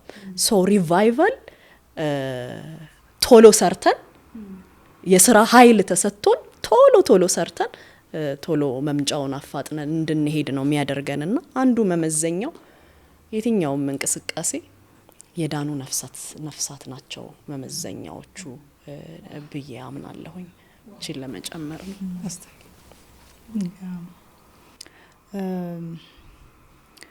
ዛፍ ከፍሬው ይታወቃል ይላል እግዚአብሔር ቃል። አንዳንዱ ነገር ግራ እስከሚያጋባ ድረስ ለመንግስቱ ኮንትሪቢዩት ከሚያደርገው በላይ ወይም በር ከፍቶ ለእግዚአብሔር መንግስት ወደ እግዚአብሔር መንግስት ሰዎች እንዲቀላቀሉ ከሚያደርገው በላይ በሩን በትልቅ ጋን የመዝጋት ያህል ማንም እንዳይገባ እስከሚመስል ድረስ ግን በስመ የሆነ አይነት እንቅስቃሴዎች የምናያቸው ነገሮች አሉ። ግን እነዚህን ሁሉ ነገሮች በፍሬያቸው እናያቸዋለን። ከመልካም ዛፍ ክፉ የሆነ ፍሬ ሊገኝ አይችልም። ከክፉም ደግሞ መልካም ካልሆነ ዛፍ ደግሞ መልካም ፍሬ ሊገኝ አይችልም። እና አይ ቲንክ ልንለያቸውም ከምንችልበት መንገድ አንዱ ኦኬ ወዴት ነው ይሄ ነገር እያመራ ያለው፣ ፍሬው ምን ይመስላል፣ አካሄዱ ምን ይመስላል የሚለውን በእንደነዚህም አይነት ነገሮች ነው አንዱ የተባለው ፍሬ ይሄ ነው የምንለካበት የምናይበት ሪል ትራንስፎርሜሽን ሰዎች ህይወት ላይ መጥቷል ወይስ ድኖ ቀረ፣ በቃ አይኑ ተፈውሶ ቅድም ስትይ እንደነበር ቲጂ ከዛ ተመለሰ፣ በቃ አለቀ፣ የፈለገውን አግኝቶ ተመለሰ። ከእጁ በላይ ፊቱን ትውልድ የሚፈልግበት ከሚሰጠው ከየትኛውም ነገር በላይ ሰጪውን ትውልድ የሚፈልግበት this is the true revival። ሪቫይቫልን የሚያመጡ ነገሮችን ለሪቫይቫል መንገድ የሚጠርጉ ነገሮችን ነበረ ስናነሳ የነበረው። እውነተኛ ሪቫይቫል ምን እንደሆነ የሚያነሳ ነገረ መንገዳችንንና ሪቫይቫልን የሚከለክሉ ነገሮች ደግሞ የእግዚአብሔር እጅ በመካከላችን እንዳይንቀሳቀስ የሚከለክሉ የሚያዘገዩ ነገሮች ምንድናቸው ብዬ እያሰብኩ ነበርና አንድ ሰው የተናገረው ነገር በጣም ልቤን ገዛኝ። ሪቫይቫል እንዳይመጣ የሚያደርገው ዋናው ነገር አለ እኛ ያለ ሪቫይቫል ለመኖር ፈቃደኛ መሆናችን ነው አለ። በቃ ረክተናል፣ የሆነ ነገር ጥማታችንን ወስዶታል፣ የሆነ ነገር ረሃባችንን ወስዶታል። እንዴት ነው ብዙ ጊዜ ይሄንን ምሳሌ እናገረዋለሁ። ልጆቻችን ህፃናት ሆነው ቤት ውስጥ የሆነ እንግዳ ይመጣና ወይ ሰው ቤት እንግድነት ይዘናቸውን ሄድና እኛ ምግብ ሳይበሉ በፊት የማንሰጣቸውን ጣፋጭ ነገር እንግዳው ይሰጥብናል ወይ የሄድንበት ቤት ይሰጡብናል። እነሱ በልጆቻችን ለመወደድና ከልጆቻችን ጋር ለመተዋወቅ ነው። ከረሜላ ይሰጡብናል፣ ኬክ ይሰጡብናል፣ መደበኛ ምግባቸውን ሳይበሉ። ከዛ በኋላ መደበኛ ምግባችሁን ብሉ ለማለት ረሃባቸው ጠፍቷል፣ ዘግቷቸዋል ከበሉት ጣፋጭ የተነሳ። አሁን በምድር ላይ ያሉ የተለያዩ ሪቫይቫል ያልሆኑ ግን ሪቫይቫል የሚመስሉ የእግዚአብሔር እጅ ያልሆኑ ግን የእግዚአብሔር እጅ የሚመስሉ ነገሮች እንደ ጣፋጭ የምግብ ፍላጎታችንን፣ የሪቫይቫል ፍላጎታችንን፣ የመንፈስ ቅዱስ ጥማታችንን፣ የእግዚአብሔርን እጅ መፈለጋችንን፣ መራባችንን ዘግተውታል። እና ይሄ ፈቃደኞች ነን፣ በቃ አሁን ባለንበት ሁኔታ ለመኖር ፈቃደኞች ነን። ዛሬ እንደዚህ የምንነጋገረው እኛ ለምንድን ነው ልክ ጨው የበዛበት ምግብ የበላ ሰው ውሃ እንደሚጠማው ስለ እግዚአብሔር እጅ፣ ስለ ሪቫይቫል ሊያደርጋቸው ስለሚችላቸው ነገሮች ቁጭ ብለው ቅዱሳን እንደዚህ በተነጋገሩ ቁጥር ጨው እንደ መብላት ነው። ሪቫይቫልን እንዲጠሙ፣ የእግዚአብሔርን እጅ እንዲጠሙ፣ ህይወት ይሄ ብቻ አይደለም እንዲሉ፣ አሁን ባሉበት ነገር እንዳይረኩ፣ ይሄ ብቻ አይደለም እግዚአብሔር ለዚህ ብቻ አልጠራኝም፣ እንደው ወልጄ ከብጄ አግብቼ ምናምን እንደዚህ በቃ ተመርቄ ይሄንንማ ማንም ፍጥረታዊ ሰውም ያደርገዋል፣ ፍጥረታዊ ሰውም ያገኘዋል። እኔ ከዚህ ያለፈ ነገር እጠብቃለሁ፣ እግዚአብሔር በእኔ ህይወት ከዚህ ያለፈ ነገር ያሳያል፣ በዘመኔ እግዚአብሔር ከዚህ ያለፈ ነገር ይሰራል የሚል ጥማት እያንዳንዱ ሰው ውስጥ እንዲገባ፣ በቃ የቀድሞ ነገር መነጋገር፣ ከዚህ ቀደም የነበሩ ሪቫይቫሎችን መነጋገር አዲስን ሪቫይቫል ይጎትታል። ምን አድርጎ? እግዚአብሔርን ቀይሮ እኮ አይደለም፣ እኛን ቀይሮ፣ የኛን ልብ ይቀይራል፣ የኛን ጥማት ይቀይራል፣ የኛን ሐሳብ ይቀይራል። ሰው ደግሞ በልቡ እንደሚያስብ እንደዛው አይደለ? በልባችን የምናስበው ነገር፣ የምንነጋገረው ነገር በተቀየረ ቁጥር የምናስበው ነገር ይቀይራል። እግዚአብሔር ይመቸዋል፣ መንገድ ይጠረግለታል። ካልተጠማን ግን አንድ ሪቫይቫልን የምንከለክልበት ነገር እሱ ነው። እግዚአብሔር እኮ በእስራኤላውያን መካከል ሊሰራ ሲፈልግ ካስታወሳችሁ የቀይ ባህርን ነገር ያነሳል። እኔ አሁን በጣም ይገርመኛል ብዙ ጊዜ ምን ያገናኘዋል? ከፊት ለፊታቸው ያለውን ጠላት እንዶ ዝም ብሎ አይመታላቸው፣ ኃይል በእጁ ነው። ግን እምነታቸው እንዲዘጋጅ ይፈልጋል፣ ልባቸው እንዲዘጋጅ ይፈልጋል፣ እንዲጠሙ እንዲያምኑት ይፈልጋል። ስለዚህ ዘምሩልኝ ይላቸዋል። ቀይ ባህርን የከፈለ፣ ህዝቡን ውሃ እንደ ግድግዳ አቁሞ ያሻገረ፣ ፈርዖንና ፈረሰኛው ሰረገሎቹን በባህር ያሰጠመ እያላችሁ ዘምሩልኝ ይላቸዋል። የትናንትና ስራውን እያነሱ ሲነጋገሩ፣ ሲዘምሩ፣ ሲያወሩ ልባቸው የዛሬውን ለመቀበል ይዘጋጃል። አሁን እኛ ዛሬ ሪቫይቫሎችን እያነሳን ስንነጋገር፣ ሪቫይቫል እንደዚህ ያደርጋል ስንል ጥማትን እየቀሰቀስን፣ የሰዎችን ልብ እያዘጋጀን፣ እምነትን እያዘጋጀን፣ እግዚአብሔር በዚህ ዘመን ይሰራል እንዲሉ ሰዎች አቅም ለመስጠት ያችን ጨው ለመነስነስ ነው እዚህ ያለ ነው። እና አንዱ አለመጠማት እንደሆነ አየሁኝ። ሁለተኛው ደግሞ ሰዋዊ አካሄዶች፣ በቃ ቀደም እንዳነሳሁት ሰዋዊ አካሄድ እውነተኛውን የእግዚአብሔርን እጅ የሚከለክልና እንዳናይ የሚያደርገን ያልሆኑ ግን የሚመስሉ፣ ይሄ ማንሜድ የሆነ ሪቫይቫል ማለት ነው። ሰው የሰራው ሪቫይቫል የእግዚአብሔር ስራ ብቻ ነው ብለናል። እንደዚህ አይነት ነገሮች እውነተኛውን ሪቫይቫል እንዳናይ፣ እውነተኛውን ሪቫይቫል ኤክስፒሪየንስ እንዳናደርግ በጣም ሂንድራንስ ይሆናሉ። እግዚአብሔር የፈረስን ጉልበት አይወድም፣ በሰውም ጭን አይደሰትም ይላል መጽሐፍ ቅዱስ። በቃ በሰው ጉልበት የሚገለጥ የእግዚአብሔር እጅ የለም። በቃ እኛ እንደዚህ እያነሳን ስራውን እያነሳን እንነጋገራለን። ባቆምም እንደሚለው ስራውን እያነሳን እንነጋገራለን። ከዛ በኋላ እሱ ኃይልን ይልካል፣ እሱ እጁን ይልካል፣ እሱ ስራውን ይሰራል። ያ ነው ሪቫይቫል ማለት። ሰዋዊ አካሄድ ግን በቃ አንዳንዴ በጣም ከመጓጓታችን የተነሳ አንዳንድ ጊዜ እንደዚህ ይባላል። ሴቶች በጣም ከመጓጓታቸው የተነሳ ልጅ ለመውለድ ፈልገው እውነተኛው እርግዝና ሳይከሰት ፎልስ ፕሬግናንሲ የሚባል ይመጣል እና ሆዷ ያድጋል፣ የወር አበባዋ ይቀራል፣ በቃ እንዳረገዘች ይሰማታል፣ ያቅለሸልሻታል፣ እንደውም እንቅስቃሴ ሁሉ ፊል ታደርጋለች ያቺ ሴት። በኋላ ላይ በቃ 6 ወሬ ነው ምናምን ብለው ሐኪም ቤት ሲሄዱ ኖ ይሄ ፎልስ ፕሬግናንሲ ይባላል፣ አይምሮሽ ውስጥ ነው የተፈጠረው፣ በጣም ስለጓጓሽ ነው ብለው ሐኪሞች የሚመልሷቸው ሴቶች አሉ። ልክ እንደዛው አንዳንዴ በጣም ከመጓጓታችን የተነሳ የሚመስሉ ነገሮችን በቃ እነሱን ሪቫይቫል ብለን ይዘን ስናራግብ ይሄ እውነተኛውን የእግዚአብሔርን እጅ እንዳናይ በጣም የሚከለክል ነገር ነው። የጽድቅ ቁጣ መጥፋት ደግሞ አሁን ክፋትን ስናይ እኮ ቅድም ሄርሚ እንዳልሽው ክፋትን ስናይ ነገሮች እየከፉ ሁኔታዎች እየተባባሱ ሲሄዱ እየጨመሩ ሲሄዱ እግዚአብሔር ሆይ አልቀበልም፣ ይሄንን አልቀበልም የሚል በቃ የጽድቅ ቁጣን የሚቆጣ ክንድህ ይምጣ። ቅድም ስንጀምር ኢሳይያስ ላይ እንደተነበበው ቃል አቤቱ ሰማያትን ቀደህ ውረድ የሚል በቃ ካለው ሁኔታ ጋር የማይስማማ ካለው ሁኔታ ጋር በቃ ምን ታረጋዋለህ ዘመኑ ነው እንግዲህ መስሎ መኖር ነው እንግዲህ ብሎ የማይቀመጥ ትውልድ የእግዚአብሔርን እጅ ይቀሰቅሳል፣ የእግዚአብሔርን እጅ ይጠራል። ይሄ የጽድቅ ቁጣ መጥፋት ግን አንዱ ደግሞ ሂንድራንስ ነው ብዬ አስባለሁ። ሌላኛውና ዋነኛው ግን የእግዚአብሔርን ቃል መጣል። የእግዚአብሔር ቃል በሌለበት የእግዚአብሔር መንፈስ የቃሉ መንፈስ ነው፣ ከቃሉ ጋር ነው የሚሰራው። ዞሮ ዞሮ መንፈሱ እኮ ነው አይደል ሪቫይቫሉን የሚያመጣው። መንፈስ ቅዱስ ደግሞ የቃሉ መንፈስ ተብሎ ተጠርቷል። ከቃሉ ጋር ነው የሚሰራው፣ ቃሉን ሊያጸና ነው የሚመጣው። እግዚአብሔርም ጌታም ይላል እኮ አይደል ሐዋርያት ሥራ ላይ ሐዋርያቱ እየዞሩ ቃሉን ሰበኩ ይልና ጌታም በድንቅና በታምራት ቃላቸውን ሳይሆን ቃሉን ያጸና ነበር። እግዚአብሔር እኮ ሪቫይቫልን የሚልከው ቃሉን ለማጽናት ነው። ቃሉ ከተጣለ ምን ለማጽናት ይመጣል? ምን ለማጽናት? በጣም ብዙ ሪቫይቫሎችን ስናይ ታሪኮችን ዘወር ብለን ብንመለከት የቃል ጥናት አለ፣ ባይብል ስተዲዎች አሉ፣ የእግዚአብሔር ቃል ይጠናል፣ ብዙዎች ይናገራሉ። ኤክስፒሪየንስ አድርገው ማያውቁትን ሰው እጅ ጭኖ ሳይጸልይላቸው የመንፈስ ቅዱስ ስጦታዎችን ኤክስፒሪየንስ ያደረጉት አንዳንዶቹ ሐዋርያት ሥራን ሲያጠኑ፣ አንዳንዶቹ የሆነ መጽሐፍ ቅዱስ ጥናት ህብረት ውስጥ ሆነው 10 ሆነው 8 ሆነው በየቤቶቻቸው በሚያጠኑበት ጊዜ የእግዚአብሔር ክንድ በኃይል ይገለጣል። ምን ሊያደርግ? ቃሉን ሊያጸና። አዎ በዚህ ዘመንም አለሁ ሊላቸው፣ አዎ ሊላቸው ይገለጣል። እኔ እንደው ወደ በኋላ እመለስበታለሁ። ይሄንን በጣም ጊዜ ስለያዝኩኝ ዋናውና በጣም ትኩረታችንን በዚህ ዘመን ደግሞ ልንመልስለት የሚገባው ነገር የእግዚአብሔር ቃል። የእግዚአብሔር ቃል በእግዚአብሔር ቤት ውስጥ ሆኖ ሊጠፋ ይችላል። በእግዚአብሔር ቤት ውስጥ ሆኖ ያ ብሉይ ኪዳንን እያጠናን ስለሆነ እያየን ነበረ። የእግዚአብሔር ቃል እግዚአብሔር ቤት ውስጥ ተገኘ ይላል። በጣም ነው የገረመኝ። እኔ ሾክ ነው ያደረኩት። ቤት ውስጥ ተገኘ፣ ቤት ውስጥ ሆኖ ጠፍቶ ነበር፣ ተገኘ ይላል እና ሪቫይቫል ተነሳ። ቤት ውስጥ ቃሉ ሲገኝ ማለት ነው። ቤቱ ውስጥ ቃሉ ከጠፋ ሪቫይቫልን መጠበቅ በጣም ሞኝነት ነው። ብዙ ሰዓት ያስኩኝ፣ እኔ እመለስበታለሁ ወደ በኋላ። ረቁኝ። አዎ እኔ በደንብ ነው በሀሳብሽ የምስማማው።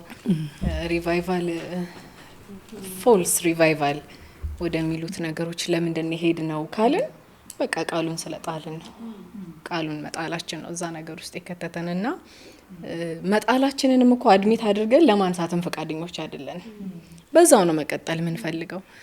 እንዲያውም እኔ አንድ ሂንድራንስ ብዬ ከማስበው ነገር አንዱ ሰው እንግዲህ በእለት ተዕለት ህይወቱ ኤክስፒሪየንስ የሚያደርጋቸው መተላለፎች ሊኖሩ ይችላሉ እና ደጋግሞ ከማድረግ የተነሳ ይሄ የመንፈስ ቅዱስ ወቀሳን እንደ ኩነኔ ተደርጎ ተቆጥሮ ሰዎች ወደ ሪፔንታንስ እንዳይመጡ የሚያደርግበት አንድ መንገድ ነው ሰይጣን።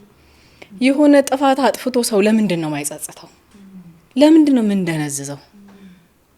ወደ ንስሐ እንዳንመለስ ሰይጣን የሚጠቀምበት አንዱ መንገድ ይሄ ነው ብዬ አስባለሁ።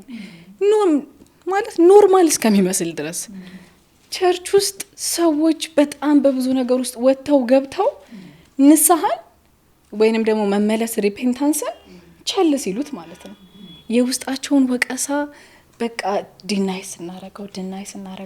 ስናረገው በቃ በዛው እየጠፋ ወደ ንስሐ እንዳንቀርብና ይሄንን ሪቫይቫል ወደሚባለው ዓለም ከፍተን እንዳንገባ አንድ ሂንድራንስ ይሆናል ብዬ አስባለሁ።